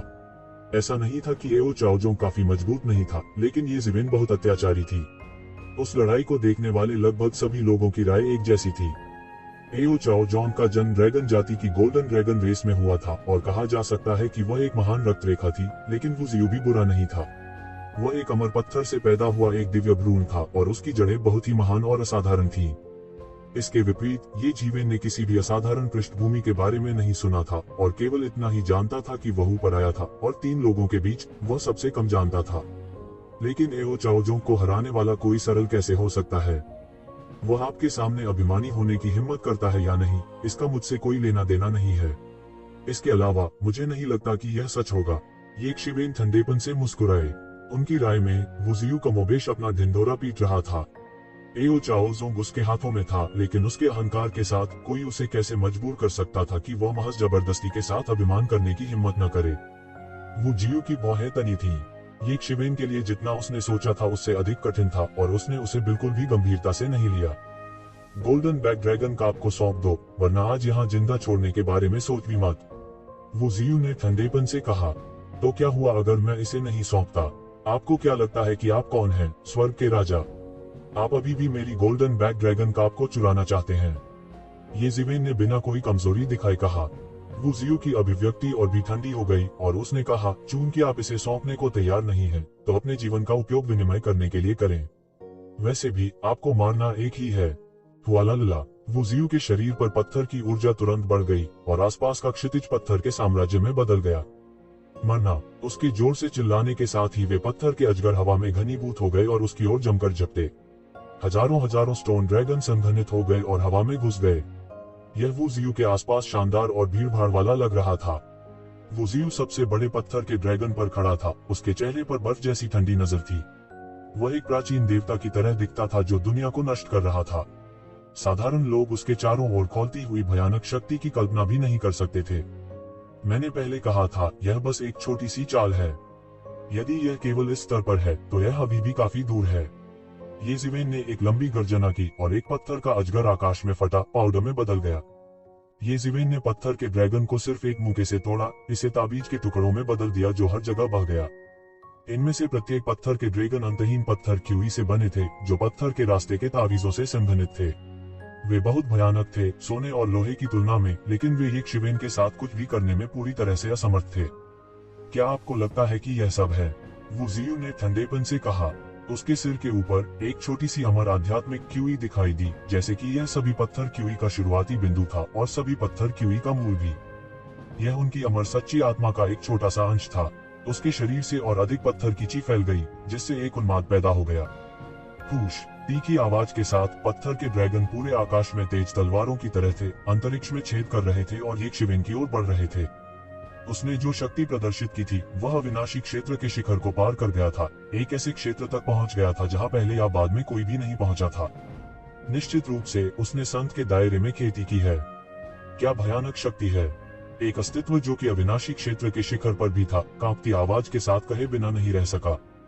भले ही वे दूर थे, केवल आभामंडल ने ही उन्हें एक प्रकार की अद्वितीय शक्ति का आभास कराया। वो जियू, जिसने ऋषि के दायरे में खेती की थी, लगभग अजेय था। जब तक ऋषि लोक का भी अस्तित्व नहीं होता, तब तक उसका मुकाबला करना असंभव था। टकराना, टकराना, टकराना। येशिवेन की गति बहुत तेज थी, स्टोन ड्रैगन्स को पार करते हुए लगातार उन पर बमबारी कर रही थी। प्रत्येक पंच ने एक पत्थर के अजगर को चकनाचूर करते हुए आकाश को चकनाचूर कर दिया। आकाश में भरे इन पत्थर के ड्रैगन में से कोई भी एक शक्तिशाली अविनाशी दायरे के मालिक को आसानी से मार सकता था, लेकिन वे उसके हाथों में विस्फोट करते रहे। इस दृश्य को दूर से देख रहे लोग भी दंग रह गए। क्या यह अभी भी एक इंसान था? वह इतना भयानक कैसे हो सकता है? उनका भौतिक शरीर बस अत्याचारी और अद्भुत था। मैंने कहा, अगर यह सब आप कर सकते हैं तो आप अभी भी इससे बहुत दूर हैं। ये ज़िवेन का फिगर बहुत रिलैक्स था और उनका फिगर भी बहुत इत्मीनान से था। इतनी तेजी। जू यांग र ने देखा कि ये ज़िवेन की आकृति लगातार घूम रही थी, लेकिन एक भी पत्थर का अजगर उसे नहीं मार सका। उसने मूल रूप से सोचा था कि उसने ये ज़िवेन को कम करके आंका था, लेकिन वास्तव में इस समय उसे एहसास हुआ कि ऐसा लगता है कि उसने उसे कम आंका था। भले ही वू जियू ने अत्याचारी शक्ति का इस्तेमाल किया था जो कि अविनाशी दायरे से अधिक था, फिर भी वह उसका कुछ नहीं कर सका। यह व्यक्ति कौन है? इस समय वू जियू की अभिव्यक्ति भी थोड़ी बदल गई। उसने मूल रूप से सोचा था कि एक शिवेन केवल एक साधारण अविनाशी अवस्था थी। हालांकि उसकी तुलना में उसके पास कुछ क्षमता थी, फिर भी वह उससे बहुत दूर था। उसे उम्मीद नहीं थी कि एक शिवेन की छिपी ताकत इतनी मजबूत होगी। उन्हें अपने आप पर बहुत भरोसा था। हालांकि कुरपुर्स रोड पर अनगिनत राक्षस थे, वह उनमें से कम एक था और किसी से नहीं हारेगा। आप विचलित हैं। जब वह इस बारे में सोच रहा था, एक शिवेन अचानक उसके सामने दौड़ पड़ी। फिर उसने हवा के टूटने की तेज आवाज सुनी और अंतरिक्ष अचानक बिखर गया। ये शिवेन उसे जाने बिना ही उसके सामने दौड़ पड़ी थी। मानव दाव मुठ थी। उन्होंने मुक्का मारा और तुरंत मानव पथ की दुनिया में बदल गए। उसने मुक्का मारा और अंतरिक्ष की परतों को चकनाचूर कर दिया। सीधे अंतहीन अंतरिक्ष के पीछे वू जियू के असली शरीर को नष्ट कर दिया। टकराना। पकड़ा गया। वू जियू को वास्तव में उड़ते हुए भेजा गया था। उनकी छाती पर दरारें दिखाई देने लगी, जिससे उनकी महत्वपूर्ण ऊर्जा को नुकसान पहुंचा। जियू। हवा से टूटने की तेज आवाज थी। वो जियू एक बड़ी दरार को खींचकर सीधे एक दिव्य पर्वत में दुर्घटनाग्रस्त हो गया। कैसे? यह कैसे संभव है? वो जियू ने स्पष्ट रूप से शक्ति का प्रदर्शन किया है जो अविनाशी दायरे से अधिक है। वह अभी भी कैसे घायल है? बहुत से लोग खुली आंखों से देखते रहे। अगर वो जियू इससे पहले ये शिवेन को आसानी से नीचे गिराने में असमर्थ था, तो उसे माफ किया जा सकता था। अब जब ये शिवेन ने वो जियू को मुंह से उड़ाते हुए भेजा, तो यह सबकी समझ के खिलाफ था। सभी की दृष्टि में जब एक साधु क्षेत्र कृषक का सामना एक अविनाशी क्षेत्र देवता से हुआ, तो उनके पास अकल्पनीय दमनकारी शक्ति थी। ऐसा नहीं था कि कोई भी नहीं था जो उनका मुकाबला कर सकता था, लेकिन वू जियू स्पष्ट रूप से एक साधारण साधु क्षेत्र कृषक नहीं हो सकता था। वह सर्वश्रेष्ठ में से एक होना चाहिए। टकराना। एक धमाके के साथ पूरा दिव्य पर्वत अचानक फट गया। वो जियू का फिगर भीतर से उछलकर बाहर आ गया। वह थोड़ा अस्त व्यस्त लग रहा था, लेकिन उसकी छाती की दरारें पहले ही ठीक हो चुकी थीं। उनकी खेती और विधियों के साथ यह केक का एक टुकड़ा था। इस वक्त उनका एक्सप्रेशन बेहद भद्दा था। न केवल उसने ये ज़िवेन को नीचे नहीं गिराया था, बल्कि उसे एक मुक्के से उड़ा दिया गया था। यह बस एक बड़ा अपमान था। वह नहीं जानता था कि एक अविनाशी रियलम कल्टीवेटर द्वारा एक सेज रियलम कल्टीवेटर को उड़ते हुए भेजा जाना अभूतपूर्व था, लेकिन उसके लिए यह पहले से ही उसके जीवन का सबसे बड़ा अपमान था। उन्होंने पहले कभी ऐसा महसूस नहीं किया था। तुमने मुझे पूरी तरह से नाराज कर दिया है, वो जियू ने ठंडेपन से कहा। तो क्या हुआ? मैंने अभी कहा कि इस स्तर पर मुझे हराना आपके लिए असंभव है। अपनी पूरी ताकत लगाओ। मुझे देखने दो कि संतों का क्षेत्र कितना अद्भुत है, ये ज़िवेन ने बिल्कुल भी हार न मानते हुए कहा। पत्थर की तलवार। वो जियू ने अपने हाथों को एक साथ रखा और शून्य से एक पत्थर की तलवार बनाई। यह पाषाण युग में लोगों द्वारा बनाई गई पत्थर की तलवारों की तरह बेहद अपरिष्कृत दिखती थी। हालांकि यह पत्थर की तलवार पत्थर की ची और तलवार की ची की द्रुताभा के साथ फट गई। वो जियू की मार्शल दाओ खेती वास्तव में असाधारण थी। वह वास्तव में स्वॉर्ड क्यूई और स्टोन क्यूई को एक में मिलाने में सक्षम था। यह प्रतीत होता है कि कच्चे पत्थर की तलवार को स्टोन दाओ और तलवार दाओ के कई तावीजों के साथ संघनित किया गया था, जो एक भयानक शक्तिशाली दिव्य हथियार बनाने के लिए एक साथ उलझे हुए थे। तलवार पर दिव्य तेज निरंतर प्रकाश की धाराओं की तरह बहता रहा। बूम। वो जियू की ब्रांडिंग के तहत पत्थर की तलवार नीचे गिर गई, सीधे ये ज़िवेन की ओर फट गई। आकाश में एक बड़ी दरार आसानी से फट गई। पत्थर क्यूई और तलवार क्यूई हर जगह आड़े तिरछे आ गए। ध्यान रहे, जू यांग र उसे चेतावनी दिए बिना नहीं रह सकी। इस पत्थर की तलवार की ताकत ने उसे भी थोड़ा भयभीत कर दिया। वह मदद नहीं कर सकती थी, लेकिन उसे चेतावनी दी थी, क्योंकि उसने देखा कि एक शिवेन बिल्कुल भी नहीं चकमा दिया और आगे की ओर मुक्का मारा। उसने ऐसा दृश्य पहले भी देखा था जब ये ज़िवेन सुनहरी धारीदार सींग वाले बाघ से निपटी थी। हालांकि उस सुनहरी धारीदार सींग वाले बाघ की तुलना वू जियू से कैसे की जा सकती है? दोनों बिल्कुल समान स्तर पर नहीं थे। हालांकि सुनहरी धारीदार सींग वाले बाघ का भाला भयानक था, लेकिन उसकी तुलना पत्थर की तलवार से बिल्कुल भी नहीं की जा सकती थी। बूम! सोने और लोहे के टकराने की आवाज जैसा एक बड़ा विस्फोट हुआ। ये जिवेन ने झू यान एर की चीख सुनी, लेकिन वह बिल्कुल नहीं रुका और सीधे मुक्का मारा। अंतहीन तरंगे एक पल में फैल जाती हैं, आकाश में परमाणुओं का विनाश करती हैं, अंतहीन विस्फोट करती हैं, एक चौंकाने वाला ज्वार बनाती हैं, एक विशाल मशरूम बादल बनाती हैं, धीरे धीरे बढ़ती हैं। इस बार की टक्कर में आश्चर्यजनक मात्रा में शक्ति थी। इतने भयानक विस्फोट में कई लोगों के दिव्य विचार बेकार हो गए। वे बिल्कुल साफ नहीं देख पा रहे थे। उन्होंने एक के बाद एक अपनी जादुई आंखें खोली और स्पष्ट देखा। इसके बीच में उन्होंने ये जिवेन की आकृति को अचानक बाहर निकलते हुए देखा, जो अपने साथ हवा की एक भयानक लहर लेकर आई जिसने सब कुछ उड़ा दिया। तलवार सीधे ये जिवेन की मुट्ठी पर गिरी। इसने केवल गड़गड़ाहट की अंतहीन शक्ति को नष्ट कर दिया, लेकिन यह एक शिवेन के शरीर को चोट नहीं पहुंचा सका। यह ऐसा था मानो उसके शरीर में गड़गड़ाहट की सारी शक्ति उसकी मुट्ठी में केंद्रित थी, जो पत्थर की तलवार की क्यूई तलवार से संघर्ष कर रही थी। पर्याप्त नहीं, पर्याप्त नहीं। ये जिवेन का शरीर एक ही समय में हर तरह की रोशनी से चमक रहा था। 5 एम्परर्स बैटल सूट और शक्तिशाली थंडरबोल्ट बैटल सूट सभी उसके शरीर पर थे। ऐसा लग रहा था कि वह एक सम्राट था जो एक अभियान पर था, शक्तिशाली और अजेय। चेन शियाओलियन ने तलवार को पत्थर में पकड़ लिया, एक भयानक दिव्य कलाकृति जो उसकी त्वचा से भी नहीं टूट सकती थी। चेन शियाओलियन ने वू जियू के सामने तुरंत उपस्थित होने के लिए गति का उपयोग किया। वह हमला करने के लिए दौड़ पड़ा। यह किस तरह का भयानक मांसल शरीर है? मैंने कभी किसी को इतने शक्तिशाली मांसल शरीर के साथ नहीं देखा। ऐसा कहा जाता है कि वू जियू की तलवार पत्थर में एक जादू की कलाकृति है जो उसके साथ पैदा हुई थी। जैसे जैसे वह बढ़ता गया, यह बढ़ता रहा। किसी ने कभी अपने मांसल शरीर का उपयोग इसे अवरुद्ध करने के लिए करने का साहस नहीं किया। हाँ, कोई व्यक्ति चाहे कितना भी शक्तिशाली क्यों न हो, उसे तलवार की ची से आधा काट दिया जाएगा। यदि वह पत्थर की ची से दूषित हो जाता है तो वह सीधे भयभीत हो जाएगा। हालांकि ऐसा लगता है कि ये जिवेन के पास पत्थर की ची को अलग करने के लिए एक युद्ध सूट है, इसलिए वह भयभीत नहीं होगा। झू यानर की आंखें आग की लपटों की तरह थीं। ये थी उनकी जादुई आंखें। उसने स्पष्ट रूप से देखा कि 5 तत्वों की शक्ति ये जिवेन के शरीर में घूम रही थी, जिसने सभी पत्थर क्यूई को अलग कर दिया था। इसलिए पत्थर की ची जो दूसरों को इसके उल्लेख पर पीला कर सकती थी, उसका कुछ भी नहीं बिगाड़ सकती थी। इसने वू जियू के तुरुप के पत्तों में से एक को पूरी तरह से अप्रभावी बना दिया। ट्रम्प कार्ड का क्या मतलब था जो बिल्कुल भी इस्तेमाल नहीं किया जा सकता था? यह पूरी तरह अर्थहीन था, लेकिन साथ ही वह बहुत स्पष्ट थी कि यह सरल दिखता है, लेकिन पत्थर की ची को अलग करना इतना आसान नहीं था, क्योंकि वू जियू का पत्थर क्यूई दिव्य पत्थर से लाया गया था और गुणवत्ता बहुत अधिक थी। दुनिया को डराने के लिए बस थोड़ा सा ही काफी था। यहाँ तक अगर उसने खुद इसका सामना किया तो उसे पत्थर की तलवार में पत्थर की क्यूई का विरोध करने के लिए अपनी पूरी ताकत का इस्तेमाल करने की आवश्यकता होगी। वो ये जिवेन की तरह आजाद नहीं हो सकती थी और उसका शरीर जबरन पत्थर की तलवार का विरोध नहीं कर सकता था। वह वास्तव में एक राक्षस है। अगर ऐसा ही चलता रहा तो शायद एक दिन उसे प्रमुख बलों के खतरनाक लोगों की सूची में शामिल कर लिया जाएगा। झू यानर ने हंसते हुए कहा। यह देखकर कि एक शिवेन के साथ कोई समस्या नहीं थी, उसे राहत मिली। टकराना। उसी समय येक शिवेन ने पहले ही वू जियू के शरीर पर फिर से मुक्का मार दिया था। अचानक उसकी छाती फिर से टूट गई और उसका पूरा शरीर उल्का की तरह 100 मील दूर गिर गया। जब भीड़ ने यह दृश्य देखा तो वे अवाक रह गए। ऐसा नहीं था कि उन्होंने अत्याचारी शाश्वत क्षेत्र को नहीं देखा था, जिसके बारे में कहा जाता था कि वह साधु क्षेत्र के खिलाफ लड़ने में सक्षम है, लेकिन ऋषि क्षेत्र में वह केवल सबसे कमजोर अस्तित्व था। उन्होंने वू जियू जैसे मजबूत व्यक्ति के साथ इस तरह दुर्व्यवहार होते हुए कभी नहीं सुना था। दो मुंके ने उसे 2 बार उड़ाया। वू जियू शायद पूरी तरह से पागल थी। यह बड़ी शर्म की बात थी। एक सनातन क्षेत्र द्वारा इस तरह से दुर्व्यवहार किए जाने के लिए ऋषि क्षेत्र के लिए यह वास्तव में शर्मनाक था। बहुत से लोग अपने मन में बुदा भी रहे थे, क्या वह वास्तव में केवल अनंत क्षेत्र में था? बहुत से लोग आपस में बुदा रहे थे, क्या यह वास्तव में केवल अविनाशी क्षेत्र था? यह बहुत ही अजीब था। वे विश्वास नहीं कर सकते थे कि यह केवल एक अविनाशी क्षेत्र था। यहाँ तक अपने विशाल ज्ञान के साथ उन्होंने कभी किसी को ऐसा करने में सक्षम होने के बारे में नहीं सुना था, जो केवल अपनी ताकत के साथ साधु क्षेत्र के साथ प्रतिस्पर्धा करने में सक्षम हो। नहीं, यहाँ तक वू जियू, जो साधु दायरे में थे, को भी बुरी तरह पीटा गया था।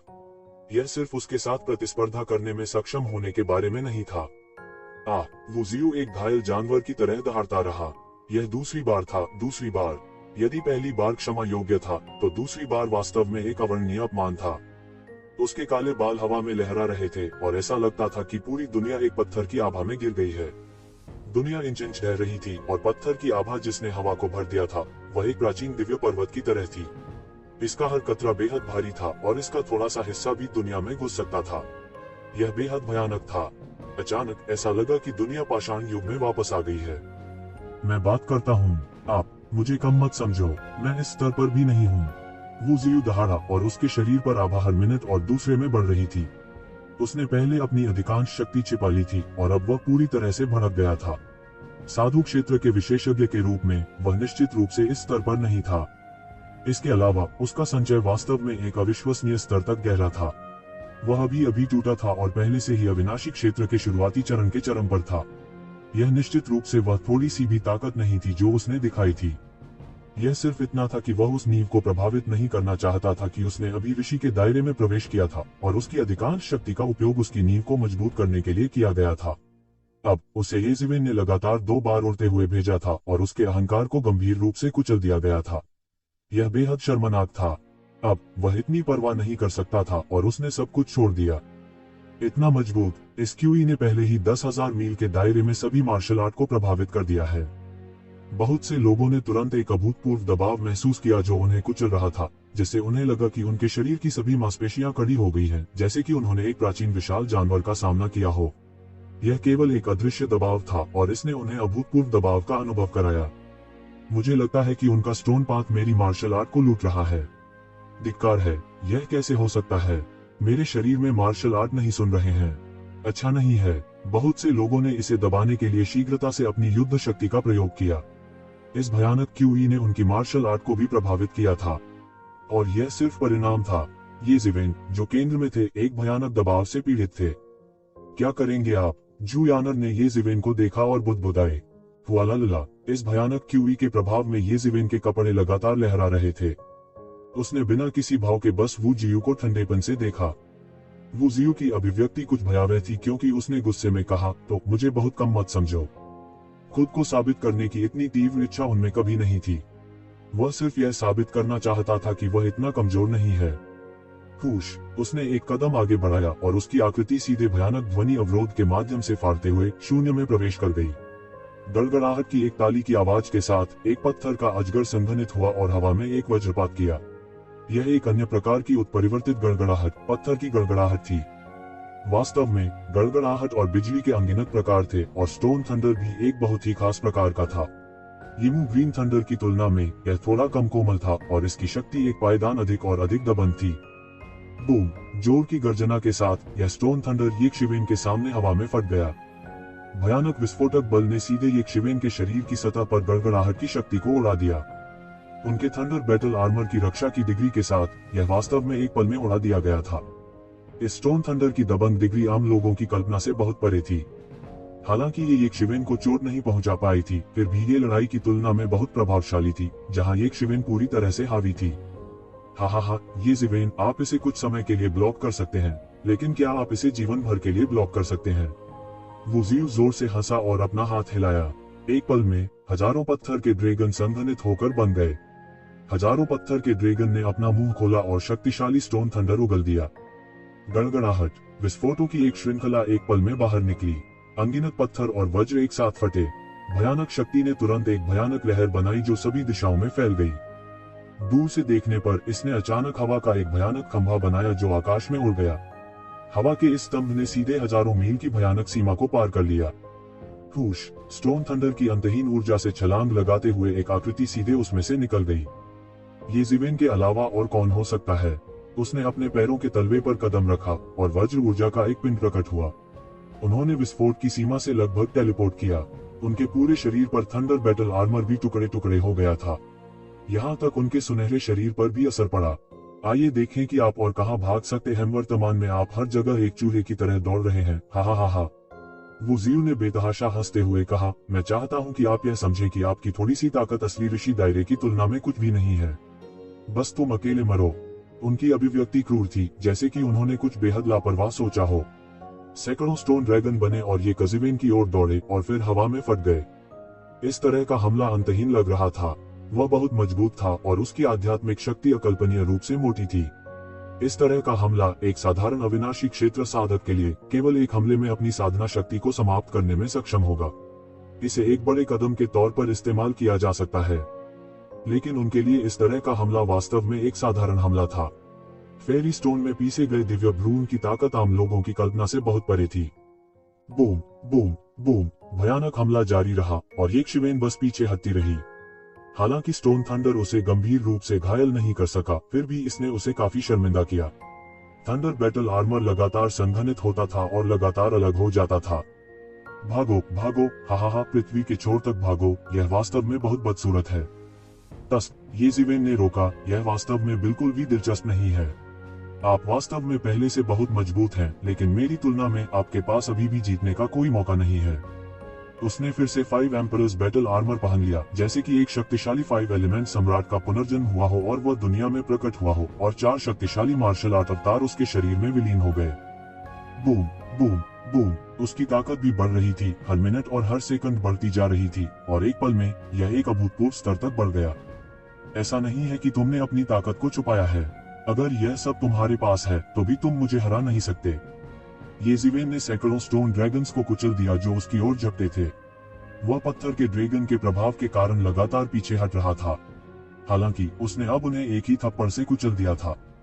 ताकत में इतनी वृद्धि ने आसपास के लोगों को अचंभित कर दिया।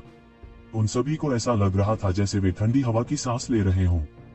यह वास्तव में एक राक्षस है। क्या वह 4 मार्शल आर्ट अवतार है?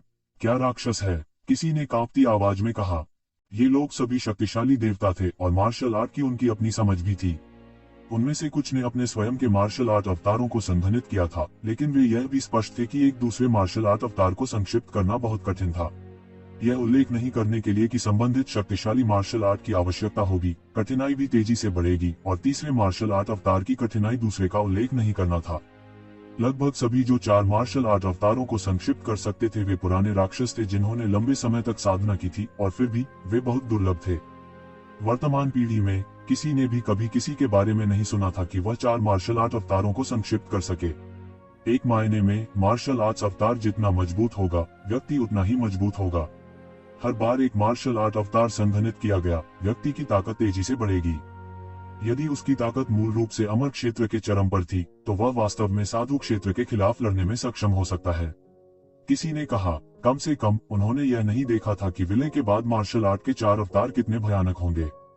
हर कोई महसूस कर सकता था कि यक्षवेन अचानक बेहद भयानक हो गई थी, जिसमें वो जियू भी शामिल थी, जो महसूस कर सकते थे कि यक्षवेन अभूतपूर्व रूप से मजबूत हो गई थी। लोग कहते हैं कि आप अपने भाई के रूप में एक ही सांस में उल्लेख करने में सक्षम हो सकते हैं, लेकिन फिर भी गर्व करने के लिए कुछ भी नहीं है, क्योंकि मैं आपके भाई को पार करने के लिए नियत हूँ। येजीवेन ने शांति से कहा, और बहुत से लोगों ने जो सोचा वह बहुत घमंडी शब्द थे। क्या मैंने गलत सुना? उसने वास्तव में कहा था कि वुजिमो से आगे निकल जाना उसकी किस्मत में है। बिल्कुल नहीं, मैं मानता हूँ कि वह वास्तव में बहुत मजबूत है, लेकिन वुजिमो को पार करना बहुत मुश्किल है। वर्तमान पीढ़ी में ऐसे बहुत से लोग नहीं हैं जिनके पास ऐसी योग्यताएं हैं। कई प्रतिभाओं के बीच भी वुजिमो एक प्रसिद्ध और अत्यंत शक्तिशाली अस्तित्व है। क्या वह वास्तव में ऐसा सोचता है? अभिमानी, वुजियू चिल्लाया, और उसकी अभिव्यक्ति बेहद गुस्से में थी। तुम्हें क्या लगता है कि तुम कौन हो? यहाँ तक मैं भी केवल अस्थायी रूप से उसकी ओर देख सकता हूँ। तुम क्या सोचते हो कि तुम कौन हो? तुम्हारी हिम्मत कैसे हुई यह कहने की कि तुम उससे आगे निकल जाओगे? वुजियू ने तुरंत एक कदम आगे बढ़ाया, और उसके पैरों के नीचे का पत्थर का अजगर आकाश को पार करते हुए और यक्षवेन की ओर भागा। उसके हाथ में पत्थर की तलवार क्षैतिज रूप से कटी हुई थी, और एक भयानक शक्ति उबल रही थी। हजारों स्टोन क्यूई और तलवार क्यूई जल रहे थे, आपस में उलझे हुए थे और नीचे गिरे हुए थे। Human path fist, 6 paths reincarnation.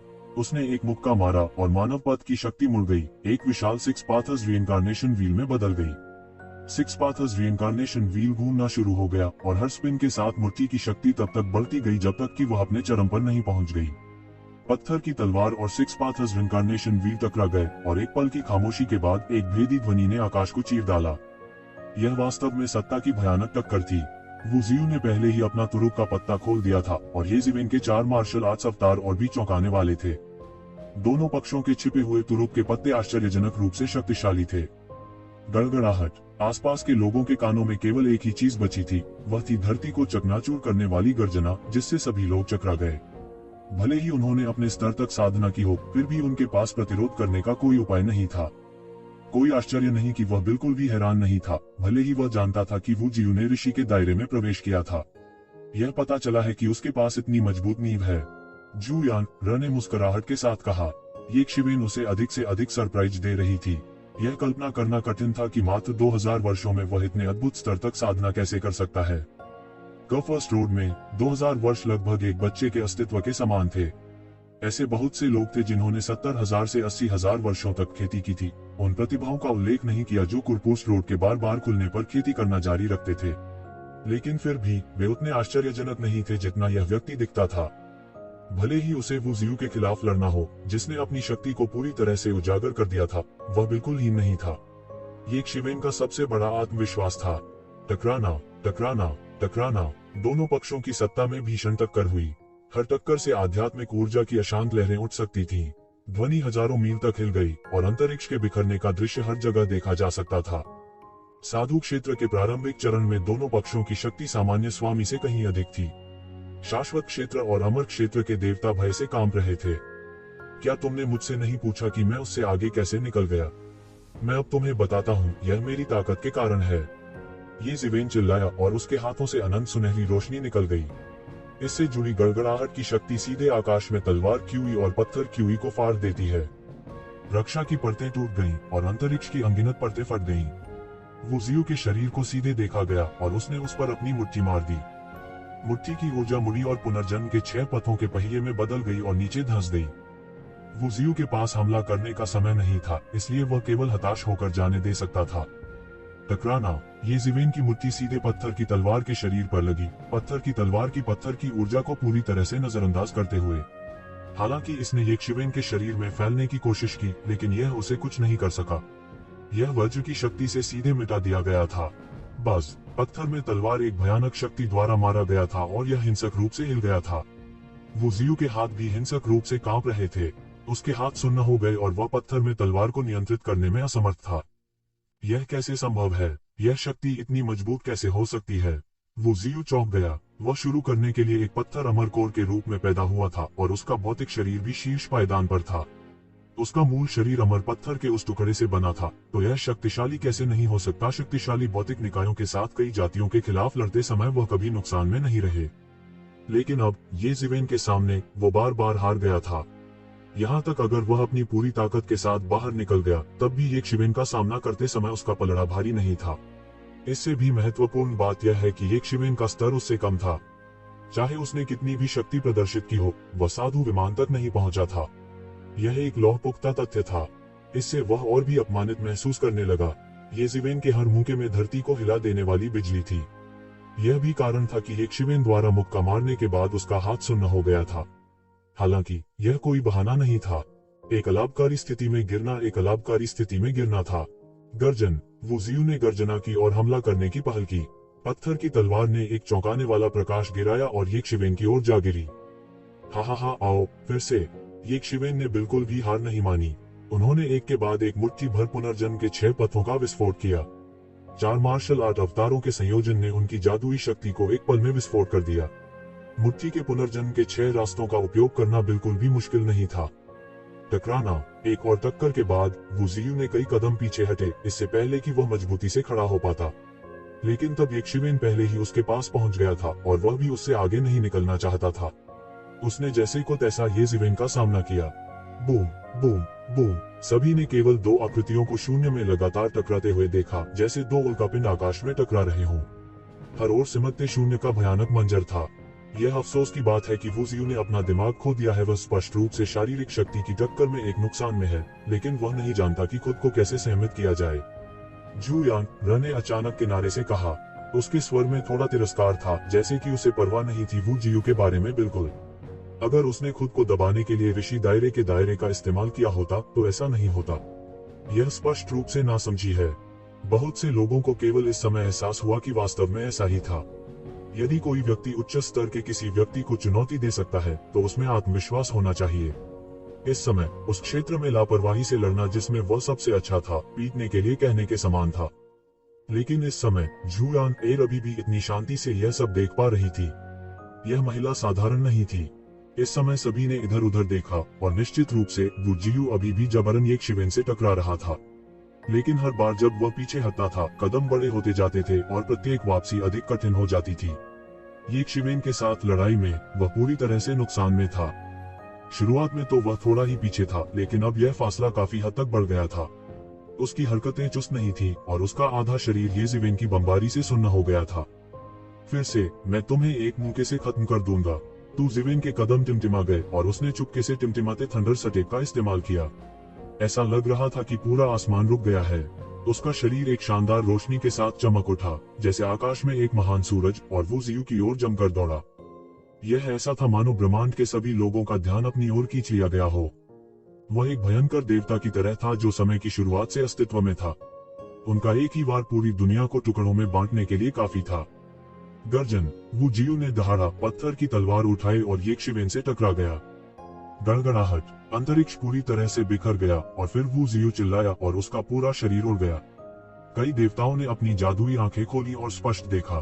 उसके पूरे शरीर में वास्तव में दरारें थी, उसके पूरे शरीर में घना रेंग रहा था। वह एक चीनी मिट्टी के बर्तन आदमी की तरह था जिसने सबसे तीव्र टक्कर का अनुभव किया था और वह मौके पर लगभग चकनाचूर हो गया था। टकराना, उसका शरीर एक तोप के गोले की तरह उड़ गया और वह एक पर्वत श्रृंखला में दुर्घटनाग्रस्त हो गया, जिससे हजारों मील लंबी दरार टूट गई और धुएं और धूल से भरा आकाश बन गया। तो इतना मजबूत, सबकी आंखें फैल गईं। बस एक मुक्के ने वो जियू के शरीर को छलनी कर दिया था। इस तरह की ताकत कोई ऐसी चीज नहीं थी जो आम लोग कर सकते थे। उन्होंने इसके बारे में सोचने की भी हिम्मत नहीं की। वह वास्तव में एक राक्षस था। उनके दिलों में बस यही मूल्यांकन बचा था और वे इतने सदमे में थे कि वे बोल भी नहीं सकते थे। मैं तुम्हें मार दूंगा। वो जियू सीधे बाहर चला गया और उसके शरीर पर पत्थर की आभा आकाश में उड़ गई। उसके चारों ओर की दुनिया तुरंत पत्थर के रास्तों की दुनिया में बदल गई और यह स्पष्ट रूप से दिखाई दे रहा था। पत्थर के शहर सब दिखाई दिए। यह एक संपूर्ण संसार था और इसमें पत्थर की आभा से पैदा हुए कई शक्तिशाली जीव भी थे। ईश्वरीय साम्राज्य वह आखिरकार अपने तुरुप के पत्ते का उपयोग करने जा रहा है, लेकिन क्या अब बहुत देर नहीं हो गई है? जू यान ने वू जियू के अंतिम कदम को तुरंत पहचान लिया। ऋषि विमान में रहने वालों के लिए सबसे बड़ी चीज जो उन्हें अविनाशी विमान में दबा सकती थी, वह निस्संदेह दिव्य साम्राज्य थी। सामान्यतया सेज प्लेन तक पहुंचने के बाद किसी की अपनी ताकत इम्पेरिशेबल प्लेन में उन लोगों को पूरी तरह से दबाने के लिए पर्याप्त थी। जीनियस के बीच एक जीनियस वू जियू का उल्लेख नहीं करना, जिसके एक राक्षसी अस्तित्व बनने की अत्यधिक संभावना थी। लेकिन उसने पारंपरिक ताकत के मामले में ये जीवन द्वारा पूरी तरह से दबा दिए जाने की उम्मीद नहीं की थी, जिससे उसे दिव्य साम्राज्य का उपयोग करने के लिए मजबूर होना पड़ा। यदि उसने शुरुआत में दैवीय साम्राज्य का उपयोग किया होता, तो केवल यह कहा जा सकता था कि शेर को खरगोश से लड़ने के लिए अपनी पूरी ताकत का उपयोग करने की आवश्यकता होगी, लेकिन अब यह कमोबेश कुछ दयनीय महसूस कर रहा था। बहुत से अनंत क्षेत्रों ने अचानक अपनी आंखें खोली, दिव्य राज्य के रहस्य को समझने की कोशिश कर रहे थे, जो उनकी भविष्य की उन्नति के लिए भी फायदेमंद होगा। अंत में, वह मुझे दबाने के लिए ईश्वरीय राज्य की शक्ति का उपयोग करने जा रहा है। एक पल में, वू जियू की शक्ति दूसरे चरम पर चढ़ गई। इस तरह की शक्ति अब उसकी नहीं थी, बल्कि ईश्वरीय साम्राज्य की शक्ति, एक छोटी सी दुनिया की शक्ति थी। इस समय ऐसा प्रतीत होता था कि उन्होंने सृष्टि के देवता के रूप में अवतार लिया है, जो सारी शक्ति को नियंत्रित करते हैं। ये जीवेन, मैं आज तुम्हें मौत के घाट उतारने जा रहा हूँ। संत जगत के सामने तुम्हारी ताकत बहुत कमजोर है। वो जियू ने क्रूरता से गर्जना की और उसके शरीर पर टूटी हुई त्वचा भी दिव्य साम्राज्य की शक्ति के समर्थन में और भी अधिक चौंकाने वाली गति से ठीक हो रही थी। वह पत्थर के सम्राट की तरह दिव्य साम्राज्य से ऊपर था। आसपास के कई देवता पागलपन से पीछे हट गए और हजारों मील दूर होने के बाद ही रुक गए। ईश्वरीय साम्राज्य की शक्ति चारों ओर बह गई, जिससे उन्हें खून की उल्टी जैसा महसूस हुआ। विशेष रूप से अमर स्तर के देवता, उन्हें ऐसा लगा जैसे उनके गोले बिखरने और बिखरने वाले थे और उनके शरीर के सभी नियम जलने और टूटने वाले थे। केवल एक ही व्यक्ति स्थिर रूप से खड़ा हो सकता था और वह था जुयान ए। एक बार दिव्य साम्राज्य प्रकट हुआ, यह अजेय था। पूरा दिव्य साम्राज्य हवा में उड़ गया और फिर ये शिवेन की ओर तेजी से दौड़ा। दैवीय साम्राज्य की शक्ति के साथ वू जियू के पास वास्तव में पत्थर के ऋषि की शक्ति थी और उसकी शक्ति पतली हवा से एक अभूतपूर्व स्तर तक बढ़ गई थी। यहाँ तक कि कुछ देवताओं को भी ऐसा लगा जैसे वे किसी आपदा का सामना कर रहे हैं। पत्थर के इस भयानक दिव्य साम्राज्य के सामने ये जीवेन घबराई नहीं। इसके विपरीत उनके चेहरे पर आश्चर्य के भाव उभरे। क्या मैं एक मुक्के से ईश्वरीय साम्राज्य को तोड़ सकता हूँ? ये जीवेन के शरीर में शक्तिशाली शक्ति भी एक पल में भड़क उठी और बिजली और सुनहरी रोशनी आपस में उलझ गई, आकाश में भाग गई। उन्होंने प्रकाश की एक अत्यंत शक्तिशाली किरण का निर्माण किया। उसकी ताकत एक पल में पागलपन से बढ़ गई, जैसे कि एक छोटी सी नदी तुरंत एक असीम महासागर में बदल गई हो। इस बार जुयान ए भी पूरी तरह से चौंक गई थी। ऐसा नहीं था कि उसने इससे अधिक शक्तिशाली शक्ति को कभी नहीं देखा था, लेकिन ये ज़िवेन वास्तव में अभी भीषण युद्ध की स्थिति में इतनी भयानक शक्ति को बनाए रख सकती थी। क्या ऐसा हो सकता है कि वह पहले सिर्फ बेवकूफ बना रहा था? उसने अपनी मूल शक्ति का बिल्कुल उपयोग नहीं किया। झू यान अकेली नहीं थी जिसके दिल में इस तरह का संदेह था। ऐसी शंका लगभग सभी के मन में थी, क्योंकि ये शिवेन की ताकत को देखते हुए यह सिर्फ थोड़ी सी नहीं बल्कि कई गुना बढ़ गई थी। झू यानर की आंखों में भी कुछ संदेह था। ये ज़िवेन का प्रदर्शन अभी ऐसा नहीं लग रहा था कि वह पीछे हट रहा है। इसके विपरीत उसने पहले ही हर हमले में अपनी पूरी ताकत झोंक दी थी। उसे अपने निर्णय पर विश्वास था और उसने निश्चित रूप से गलत नहीं देखा। लेकिन अंत में ये शिवेन फिर भी इतनी अद्भुत ताकत के साथ फूट पड़ी। यह सभी मनोविज्ञान की निचली रेखा को पार कर गया था। क्या ऐसा हो सकता है कि कोई जादू उपकरण है जो शक्ति को स्टोर कर सकता है? वह मन ही मन व्याकुल हो उठी। नहीं, अगर उसके पास इतनी ताकत नहीं होती तो भी अगर उसकी ताकत जमा हो जाती तो ज्यादा से ज्यादा उसकी भरपाई हो जाती। एक साथ इतनी अधिक वृद्धि करना असंभव है। या क्या यह हो सकता है कि किसी प्रकार का जादू उपकरण है जो ताकत को सीमित करता है? उसके दिमाग में एक पल में कई विचार कौंध गए और इस समय वू जियू भी हैरान रह गई। उसे ये उम्मीद नहीं थी कि एक शिवेन की ताकत इतनी अत्याचारी होगी और उसने वास्तव में अपनी ताकत छिपाई थी। इससे उसे ऐसा महसूस हुआ कि शैतान 10 गुना अधिक शक्तिशाली है और वह विशिष्ट खलनायक बन गया था। आपने कितनी भी ताकत छिपा ली हो, मेरे खिलाफ लड़ना असंभव है। वू जियू के पवित्र राज्य ने ये ज़िवेन के शरीर को सीधे नष्ट करते हुए त्वरित और दबा दिया। बूम! ये ज़िवेन ने स्पष्ट रूप से महसूस किया कि आसपास के सिद्धांत अचानक बेकार हो गए थे। यह कहा जा सकता है कि जिन सिद्धांतों को हाथ हिलाना जितना आसान कहा जा सकता था, वे अचानक उसके नियंत्रण से बाहर हो गए। उसे ऐसा लगा जैसे वह अचानक अंधेपन की स्थिति में आ गया हो। मैं तुम्हें तुम्हारे सभी कानूनों से वंचित कर दूंगा। वू जियू जोर से हंस पड़ी। एक ईश्वर के लिए कानूनों की भूमिका स्वाभाविक रूप से कहने की जरूरत नहीं थी। केवल भौतिक शरीर पर निर्भर रहना वास्तव में बहुत शक्तिशाली था, लेकिन यदि कोई कानून नहीं थे तो यह आधे से अधिक युद्धक शक्ति से वंचित होने के बराबर था। एक भगवान के लिए यह केवल अपनी ही बांह तोड़ने की बात थी। यही कारण था कि बहुत कम लोग उस स्तर को पार कर पाते थे जो शाश्वत क्षेत्र से साधु क्षेत्र तक था। ये ज़िवेन के शरीर के चारों ओर गड़गड़ाहट की सुरक्षात्मक शक्ति को लगातार मिटाते हुए पूरी दुनिया दब गई। ये ज़िवेन के पैरों के नीचे की जमीन इंच दर इंच धंस गई। ऊपर के पवित्र साम्राज्य की शक्ति एक वास्तविक दुनिया की शक्ति की तरह थी जो लोगों को घुटन का एहसास कराती थी। 1 मिनट, 2 मिनट, 3 मिनट बीत गए।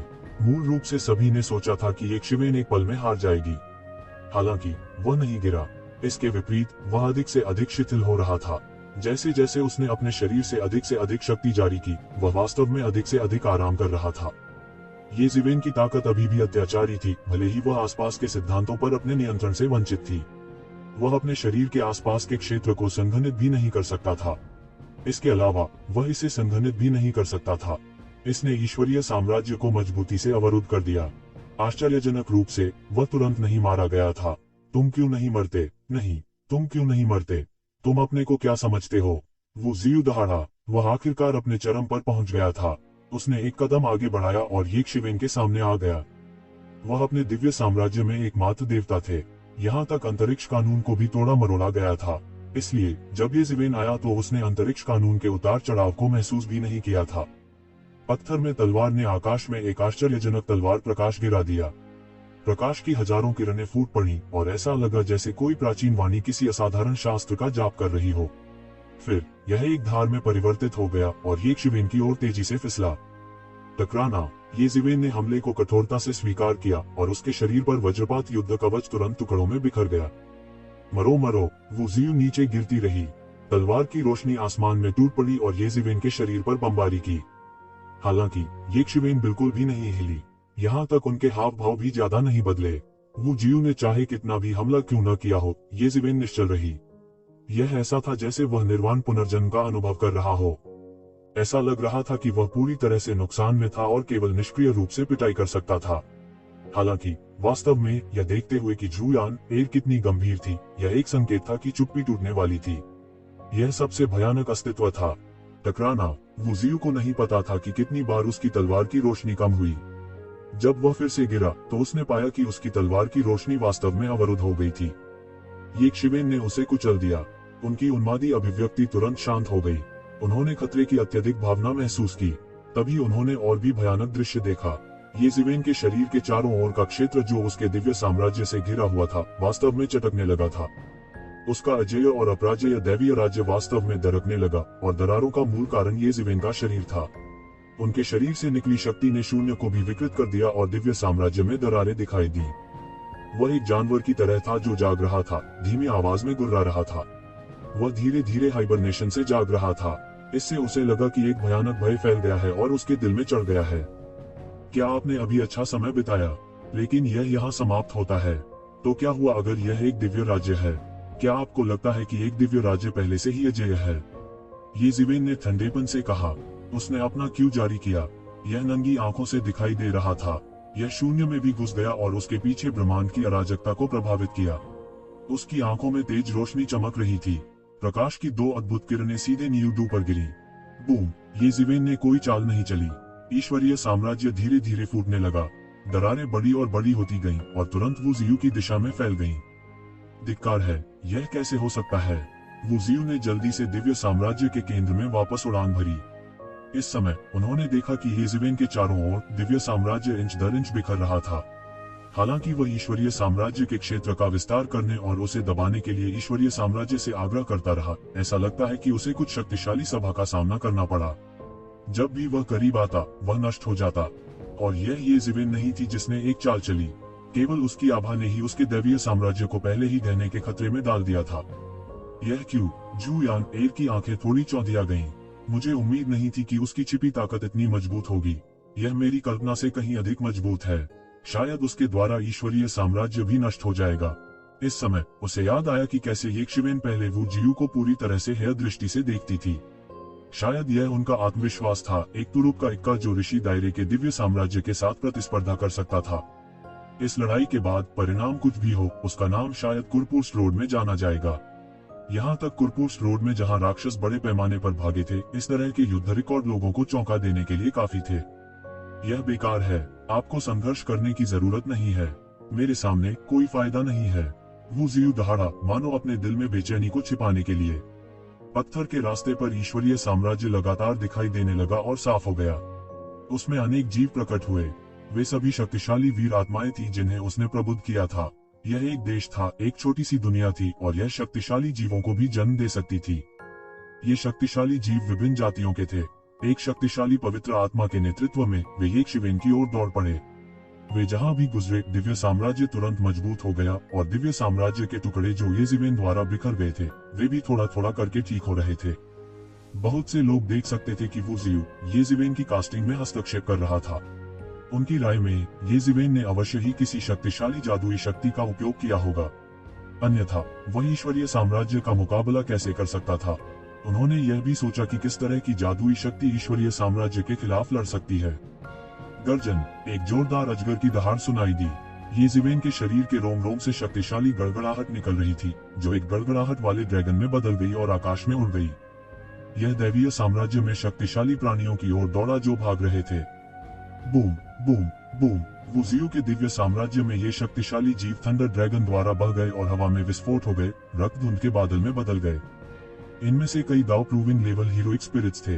हालांकि वुजियू लंबे समय तक एक दिव्य भगवान नहीं थे, लेकिन अतीत में उनके कई अनुयायी थे।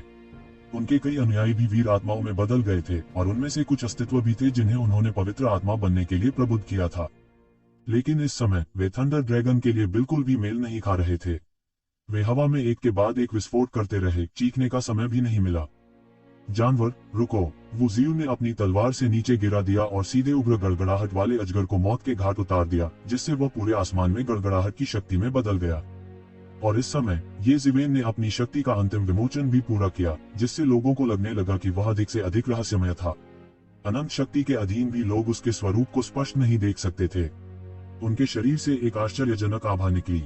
उसने धीरे से वुजियू को देखा और कहा, एक पंच, मुझे देखने दो कि ईश्वरीय राज्य कितना शक्तिशाली है। क्या तुम मेरा यह पंच ले सकते हो? यह दूसरी बार था जब उसने अपनी लड़ाकू शक्ति पूरी तरह से प्रकट कर दी थी। पहली बार था जब वह दानव सम्राट का सामना कर रहा था। हालांकि उस समय दानव सम्राट केवल अविनाशी दायरे के चरम पर था। उसने उसे यह एहसास दिलाया कि वह वुजियू से भी अधिक भयानक था, जो ऋषि दायरे में था। वह जानता था कि यह कोई भ्रम नहीं था। क्षेत्र अक्सर हर चीज का प्रतिनिधित्व करता है, लेकिन दायरे के अंतर से सब कुछ स्पष्ट रूप से नहीं समझाया जा सकता है। जानवर पथ। उन्होंने एक मुक्का मारा। उसकी उंगलियों के अंतराल के बीच हवा में अनगिनत मुट्ठी ऊर्जा अनगिनत पौराणिक जानवरों और शातिर जानवरों में बदल गई जो बाहर निकल रहे थे। वू जियू के अनुयायियों ने जिन वीर आत्माओं को बदल दिया था, उन्हें इन पौराणिक जानवरों और शातिर जानवरों द्वारा काट लिया गया था जो उनके पेट में भोजन बन गए थे। इसके अलावा ये शातिर जानवर और पौराणिक जानवर सीधे ईश्वरीय साम्राज्य में घुस गए, बेरहमी से कुचले और नष्ट कर दिए। यह ऐसा था मानो दुनिया एक भयानक हमले को सहते हुए कयामत की एक बड़ी आपदा में गिर गई हो। मुट्ठी की ऊर्जा ने कहर बरपाना जारी रखा और इसने आश्चर्यजनक गति से वू जियू के निर्देशन में बमबारी की। टकराना। अंत में वू जियू का पत्थर का दिव्य साम्राज्य एक पल में पूरी तरह से बिखर गया। अनगिनत शातिर जानवर और पौराणिक जानवर इकट्ठे हुए और वू जियू की ओर भागते हुए एक धार में बदल गए। ये जिवेन ने जो शक्ति पूरी तरह से जारी की थी वह आकाश को विकृत करने के लिए पर्याप्त थी। एक मौके के साथ वू जियू का पवित्र साम्राज्य भी एक पल में बिखर गया। यद्यपि पवित्र राज्य शक्तिशाली था, यह वास्तव में अजेय नहीं था।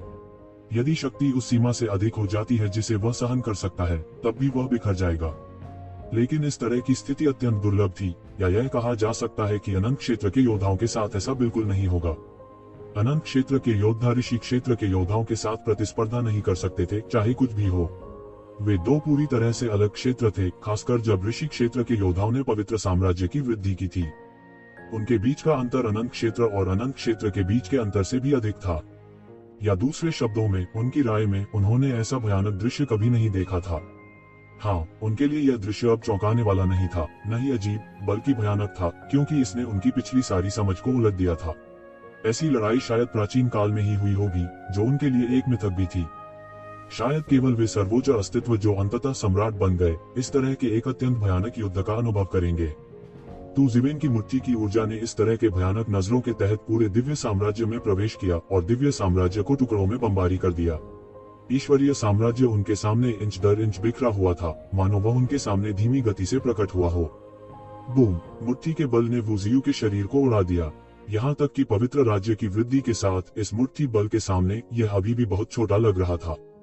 वू जियू के शरीर का आधा हिस्सा जो तुरंत मारा गया था और उसके शरीर का शेष आधा भाग उड़ गया, जैसे एक भारी उल्का जमीन पर बमबारी कर रहा हो। जमीन पर एक बड़ा गड्ढा फट गया और बिखरी हुई जमीन घने मकड़ी के जाले की तरह फैल गई। हार गया। वू जियू वास्तव में हार गया। सभी की आंखें अविश्वास से फैल गईं। ऐसा नहीं था कि उन्होंने नहीं सोचा था कि वू जियू हार सकता है, लेकिन वे अभी भी वास्तव में स्वीकार नहीं कर सकते थे कि पवित्र साम्राज्य का उपयोग करने के बाद वू जियू अभी भी ये जिवेन से हार गया था, जो अनंत क्षेत्र में था। यह वास्तव में बहुत मजबूत है। धिक्कार है, वह एक राक्षस है। मैंने इसे पहले कभी नहीं देखा या सुना है। क्या सचमुच इस पीढ़ी में ऐसा अनुपम दैत्य उदय होने वाला है? पवित्र साम्राज्य के माध्यम से सिर्फ एक पंच टूट गया। क्या इस पंच की शक्ति थोड़ी बहुत मजबूत नहीं है? क्या वास्तव में सनातन लोक को इस स्तर तक विकसित करना संभव है? पहले कभी किसी ने किया है और न भविष्य में कोई कर पाएगा। उद्धरण चिन्ह। वह वास्तव में हास्यास्पद रूप से मजबूत है। भविष्य में वह वास्तव में उन दुष्टों के बराबर हो सकता है। जू यान एल ने भी इस समय एक चौंकाने वाली अभिव्यक्ति दिखाई। इस समय उसे ये शिवेन के उस समय के शब्द याद आ गए। वह वू जिमो के अस्तित्व को पार करने के लिए नियत था। वह उस समय बेहद अहंकारी लग रहे थे। अब जब उसने इसके बारे में सोचा तो यह असंभव नहीं था। गर्जन। वू जियू, जिसे उड़ते हुए भेजा गया था, लगातार दहाड़ा और एक असीम आभा हवा में बह गई। एक भी वार उसे मारने में असमर्थ था। एक देवता के लिए जो मरे हुए दायरे से आगे निकल गया, भले ही उसका आधा शरीर नष्ट हो गया हो, फिर भी वह मरेगा नहीं। वो एक शिवेन से हारने के लिए बिल्कुल तैयार नहीं था। वह वापस लड़ना चाहता था। टकराना। एक और अतुलनीय रूप से विशाल उल्टा स्काई सील आकाश से गिर गया, सीधे उसे हजारों मीटर तक जमीन में गिरा दिया। उसके शरीर का आधा हिस्सा भी गिरने की कगार पर था। ये शिवेन द्वारा उसे एक बार फिर गंभीर रूप से घायल कर दिया गया था। ये जिवेन के सामने, जो खेती की बेड़ियों से पूरी तरह से टूट चुका था, वू जियू ने विरोध करने की पूरी कोशिश की, लेकिन अंत में वह विरोध करने में असमर्थ रहा। अंतर वास्तव में बहुत अधिक था। प्रतिरोध करना असंभव है। दोनों पक्षों के बीच का अंतर वास्तव में बहुत बड़ा है। मुझे उम्मीद नहीं थी कि उसकी असली ताकत इतनी मजबूत होगी। यहाँ तक साधु क्षेत्र भी उसके लिए पूरी तरह से कोई मुकाबला नहीं है। क्या युवा पीढ़ी अब इतनी असामान्य है? मैंने स्पष्ट रूप से सुना है कि इस पीढ़ी में कुछ बेहद शक्तिशाली अस्तित्व दिखाई दे रहे हैं। क्या यह एक और स्वर्ण युग हो सकता है? एक से अधिक राक्षस है। उद्धरण चिन्ह। 1000 मीटर गहरे गड्ढे में वू जियू का मांस इंच दर इंच बिखर रहा था। वह इसकी मरम्मत करना चाहता था, लेकिन ये जिवेन ने अपने शरीर में जो शक्ति छोड़ी थी, वह लगातार कहर बरपा रही थी, उसके मांस को नष्ट कर रही थी और उसे मौत के घाट उतार रही थी। ऐसी शक्ति के क्षरण का सामना करने पर एक ऋषि विमान कृषक भी असहाय हो जाएगा।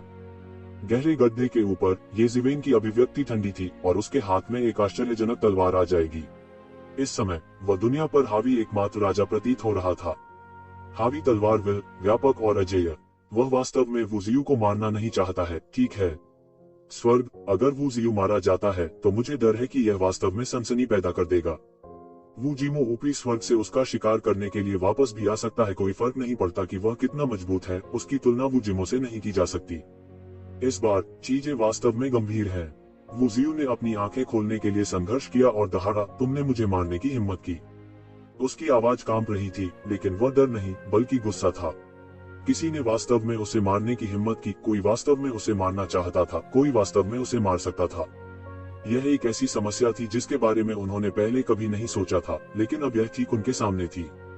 आप मुझे गोल्डन बैक ड्रैगन काप के लिए मारने आए थे, मैं आपको क्यों नहीं मार सकता? तो जिवेन को स्थानांतरित नहीं किया गया था, तो क्या हुआ अगर यह वू जिमो था? गर्जन, वू जियू दहाड़ा और उसके शरीर से अचानक रंगीन रोशनी फूट पड़ी जो सीधे आसमान में जा गिरी। आकाश में एक बड़ी दरार फटी हुई थी और उसमें से एक भयानक स्टोन क्यूई फैल गया। यह वू जियू के स्टोन क्यूई के समान स्रोत से आया था, लेकिन यह और भी भयानक था। यह कहा जाना चाहिए कि वे पूरी तरह से अलग स्तर पर मौजूद थे। वू जिमो, जू यानर के हाव भाव अचानक बदल गए। अगर यह सिर्फ वू जियू होता तो वह उसे स्थानांतरित करने में सक्षम नहीं होता, लेकिन अगर यह वू जिमो होता तो यह लोगों को पूरी तरह से चौंका देने के लिए पर्याप्त था। यह कहा जाना चाहिए कि पूरे कुर्फस रोड में शायद कोई नहीं था जो वू जिमो के अस्तित्व को अनदेखा कर सके। हालांकि वू जिमो की तुलना में वू जियू को भी प्रमुख माना जाता था, लेकिन उनका अस्तित्व बिल्कुल भी समान स्तर पर नहीं था। एक लगभग भारी आभा शून्य से नीचे फैल गई और फिर वू जियू को दूर ले जाने के लिए एक बड़े हाथ में बदल गई। क्या आपको लगता है कि उसे दूर ले जाना इतना आसान है क्योंकि आप चाहते हैं? येज़िवेन ने उपहास किया। भले ही दूसरा पक्ष प्रमुख वू जिमो हो, वह उसे इतनी आसानी से दूर नहीं कर पाएगा। दरार से एक ठंडी खर्राटे आई और यह थोड़ा आश्चर्यचकित करने वाला लग रहा था कि येज़िवेन ने विरोध करने की हिम्मत की। स्विश, एक पत्थर की तलवार हवा में उठी और सीधे येज़िवेन की ओर जा गिरी। मुझे नीचे मत देखो, तो क्या हुआ अगर तुम वू जिमो हो? तू ज़िवेन दहाड़ता है और अचानक उसके शरीर पर एक रूलेट प्रकट होता है जो अद्वितीय शक्ति के साथ बमबारी करता है। टकराना, पत्थर की तलवार सीधे पाउडर में फेंक दी गई थी। 10,000 स्पेल रूले ने सीधे वू जियू की ओर बमबारी की जो मध्य हवा में था। यह हमला सीधे मौके पर वू जियू की आत्मा को नष्ट कर देगा। आप मौत को दावत दे रहे हैं। वू जिमो की आवाज आखिरकार दरार से आई।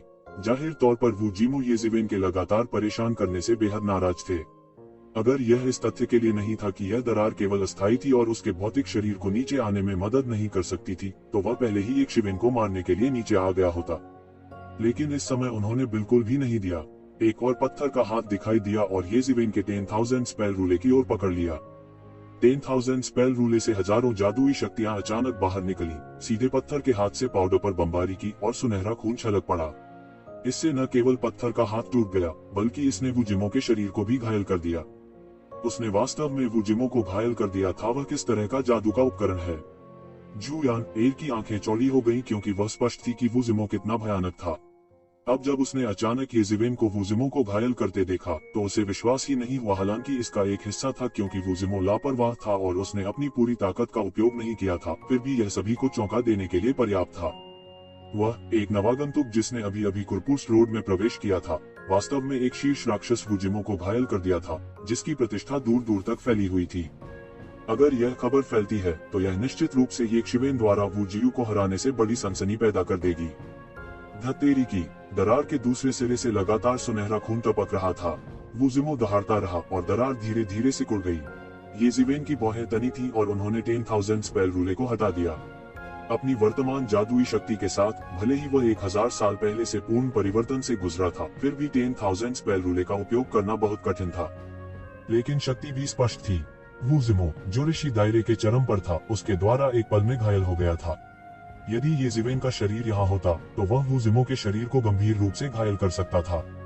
बेशक यह अभी वू जिमो की लापरवाही का फायदा उठा रहा था, नहीं तो सफल होना इतना आसान नहीं होता। और उसका सबसे बड़ा लक्ष्य वू जिमो द्वारा छीन लिया गया था। यह अनिवार्य रूप से येज़िवेन को थोड़ा दुखी कर गया। वुजियू वास्तव में इस समय उसके लिए चिंता का विषय नहीं था, लेकिन स्टोन में एक दिव्य भ्रूण के रूप में उसने अपने शरीर को परिष्कृत किया था और उसकी ताकत तेजी से विकास के एक चरण में प्रवेश करने वाली थी। इस बात की कोई गारंटी नहीं थी कि वह भविष्य में खतरा नहीं बनेगा। वह उसे खत्म करने के लिए स्थिति का फायदा उठाना चाहता था, लेकिन उसे उम्मीद नहीं थी कि वुजिमो के पास अभी भी उसे दूर करने का मौका होगा। अभी वुजिमो ने उसे पकड़ने के लिए कुछ गुप्त तकनीक का इस्तेमाल किया होगा, लेकिन वह नहीं जानता था कि दूसरों की नजरों में उसकी अभी की हरकतों ने उन्हें पहले ही डरा दिया था। वुजिमो को घायल करने की तुलना में वुजियू को हराना कुछ भी नहीं लग रहा था। अगर अभी भी ऐसे लोग होते जो सोचते थे कि वह पहले शेख ही बघार रहा था, तो अब किसी को भी इस तरह का संदेह नहीं होगा। यह आदमी सचमुच राक्षस था। आजकल की युवा पीढ़ी में से कोई एक ऐसा राक्षस था। अभी वह केवल अनंत क्षेत्र में था। जब उसने साधु लोक में प्रवेश किया तो वह कितना भयानक होगा, यह बिल्कुल अकल्पनीय था। शायद ये ज़िवेन विभिन्न राजा स्तरीय संप्रदायों को भड़काने की सूची में पर्याप्त नहीं था, लेकिन इन लोगों की नजर में वह पहले से ही पूरी तरह से भड़काने वाली सूची में नहीं था। यह ऐसा था जैसे वे इस चेहरे और इस आभा को दृढ़ता से याद रखना चाहते थे, कहीं ऐसा न हो कि वे भविष्य में लोहे की थैली को लात मार दें। अधिक संदेश तावीजों ने एक पल में पूरे आकाश में उड़ान भरी। हर कोई इस चौंकाने वाली खबर को सबसे पहले फैलाना चाहता था। ये वाकई बहुत चौंकाने वाला था।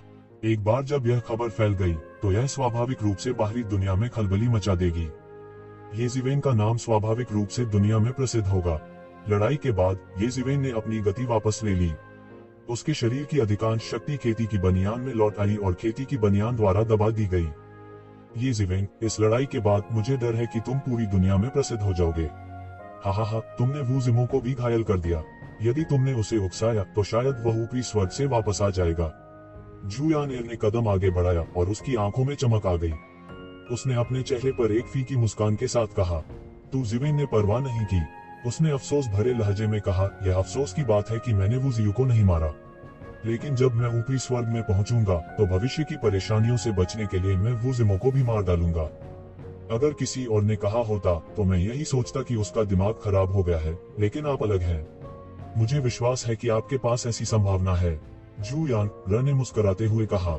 ये शिवेन बस मुस्कुराए और ज्यादा कुछ नहीं बोली।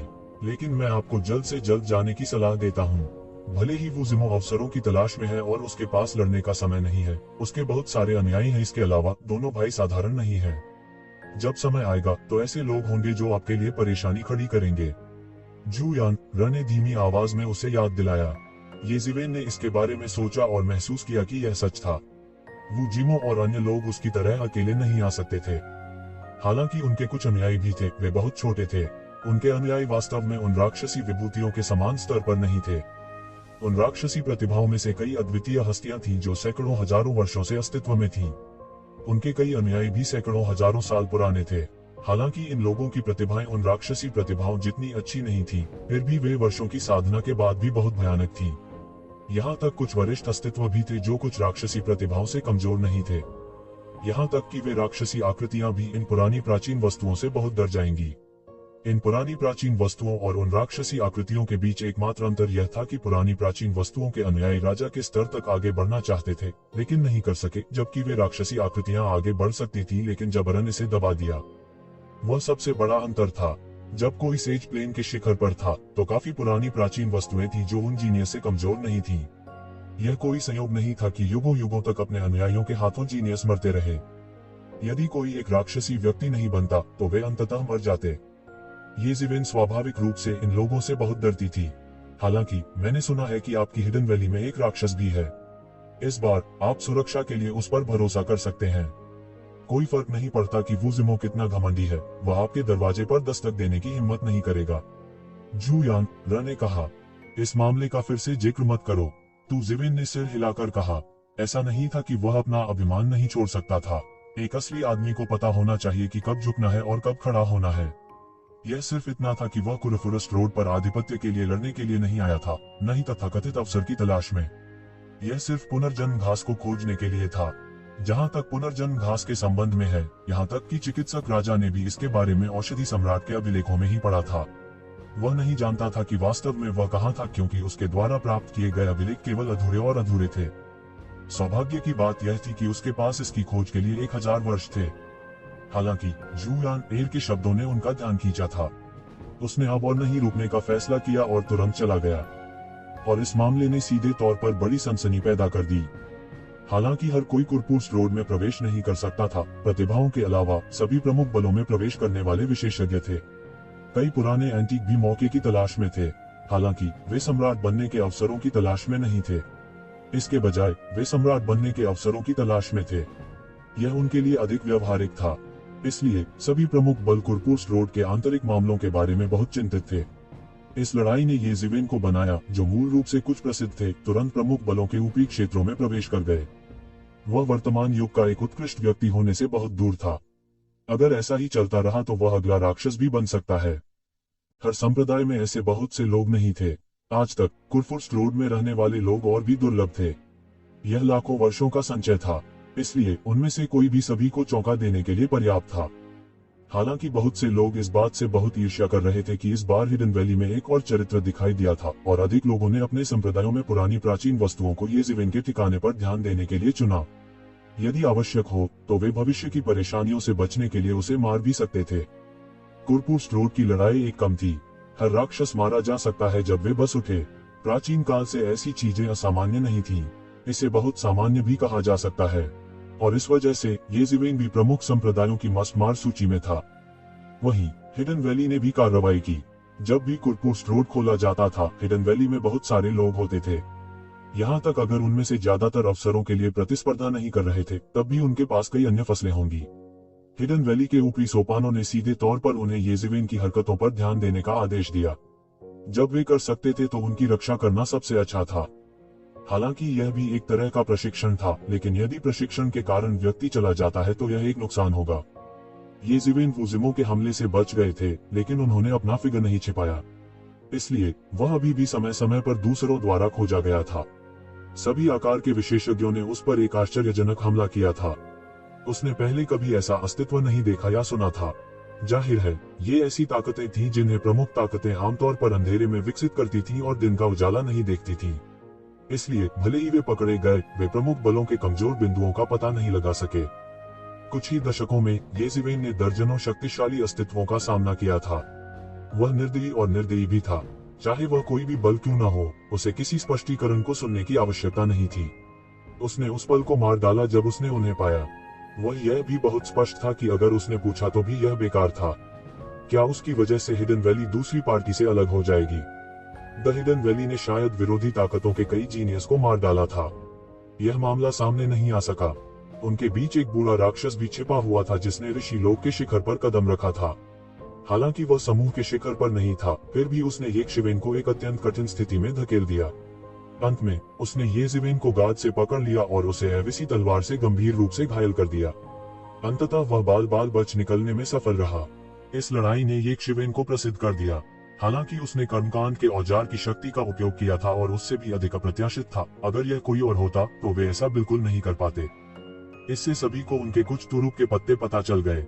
जब तक साधु क्षेत्र के शिखर पर मौजूद किसी व्यक्ति को लामबंद नहीं किया जाता, तब तक उसे मारना बहुत मुश्किल होगा। हालांकि निचले स्वर्ग में ऋषि लोक के शिखर पर ऐसा व्यक्ति होना पहले से ही असामान्य था। इसका कारण यह था कि पुराना एंटीक मूल रूप से पास में एकांत में प्रशिक्षण ले रहा था और सफल होने के बाद ही आगे बढ़ा।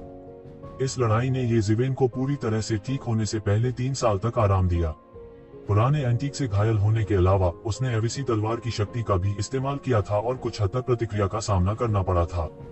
उस लड़ाई ने येज़िवेन को अपने और सेज प्लेन के शिखर पर मौजूद लोगों के बीच की खाई का एहसास कराया था। भले ही उनके प्रतिद्वंद्वी गंभीर रूप से घायल हो गए थे, उनके पास छोड़ने के अलावा कोई विकल्प नहीं था। जबकि यह पहले से ही दूसरों के लिए एक चौंकाने वाली उपलब्धि थी, उन्होंने महसूस किया कि यह एक बहुत ही अपमानजनक बात थी। उसे अभी भी अपनी ताकत में सुधार करना था। दशकों बीत चुके थे और कुरपुर्स रोड को 100 साल से अधिक समय हो गया था। इन दशकों में उसकी साधना में भी सुधार हो रहा था, अविनाशी क्षेत्र के बाद के चरण से जब वह इस स्तर के महान समापन के लिए आगे बढ़ा था। मुख्य कारण यह था कि पिछले हजारों वर्षों का संचय बहुत गहरा था। अब उस संचय का एक एक मिनट, एक एक सेकंड उसकी शक्ति में परिवर्तित हो चुका था। इस तरह इस स्तर को फिर से चरम पर प्रशिक्षित करने में उसे केवल कुछ दशक लगे और वह वास्तव में अविनाशी क्षेत्र के शिखर तक पहुंचने की तैयारी कर सका। यह एक बहुत ही महत्वपूर्ण स्तर था और वह आकस्मिक रूप से टूटना नहीं चाहता था, क्योंकि अगर वह एक अच्छी नींव नहीं रख सका तो निस्संदेह उसके लिए एक दैवीय राष्ट्र को संगठित करना और ऋषि के दायरे में प्रवेश करना अधिक कठिन होगा। केवल जब वह सही मायने में ऋषि के दायरे में प्रवेश करता है तो उसे वास्तव में कुरपुरुष रोड में प्रथम श्रेणी का व्यक्ति माना जाएगा। तब तक भले ही वह उन राक्षसों का सामना करता, उसके पास अपनी रक्षा करने की शक्ति होती। ऋषि लोक के शिखर पर सीधे प्रशिक्षण के संबंध में जो उनके विचार के दायरे में नहीं था। आखिरकार वह वर्चस्व की लड़ाई के लिए वहां नहीं थे।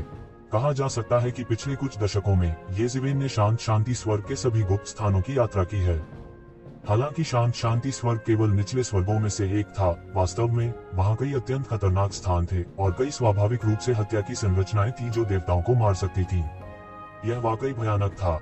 येज़िवेन चाहे कितना भी सावधान क्यों न हो, उसने अभी भी उनमें से कुछ में फंसने का अनुभव किया था और इससे पहले कि वह बच पाता, उसे हत्या की संरचनाओं के रहस्यों का पता लगाने के लिए एक बड़ी कीमत चुकानी पड़ी। और उस सारी ऊर्जा ने येज़िवेन की संरचनाओं के दाव को छलांग और सीमा से आगे बढ़ने में मदद की थी और उन्हें एक मास्टर कहा जा सकता था। लेकिन जिस बात ने उसे उदास किया वह यह था कि शांत शांति स्वर्ग में सभी गुप्त स्थानों को खोजने के बाद भी वह अभी भी पुनर्जन्म घास नहीं खोज सका। यह स्पष्ट था कि शांत शांति स्वर्ग में कोई पुनर्जन्म घास नहीं थी। उसके पास शांत शांति स्वर्ग को छोड़ने और अगले टाइटन सम्राट स्वर्ग की ओर जाने के अलावा कोई विकल्प नहीं था। 33 स्वर्गों में शांत शांति स्वर्ग और टाइटन सम्राट स्वर्ग पड़ोसी दुनिया थे। शांत शांति स्वर्ग की तुलना में टाइटन सम्राट स्वर्ग बहुत बड़ा था और इसलिए खोज करना अधिक कठिन था। यदि संभव हो तो वह उन्हें एक एक करके खोजना नहीं चाहता था। यह भूसे के ढेर में सुई खोजने जैसा होगा, लेकिन इसके अलावा उनके पास और कोई चारा नहीं था। क्योंकि सभी प्रमुख बल उसके पीछे लोगों को भेज रहे थे, उसने शांत शांति स्वर्ग में बहुत समय बर्बाद किया था। अपनी खोज को पूरा करने में उन्हें लगभग 100 साल लग गए थे। ऐसे कुल 33 छोटे छोटे लोग थे और उसके पास इतना समय नहीं था। इसलिए उसने फैसला किया कि वह अपना रूप भी बदल सकता है। इससे वह काफी परेशानी से बच जाएगा। येज़िवेन ने एक गहरी सांस ली और टाइटन सम्राट हेवन की ओर बैरियर पर मुक्का मारा। उसकी मुट्ठी की ताकत ने बाधा में एक बड़ा छेद कर दिया और उसने एक बड़ा कदम आगे बढ़ाया।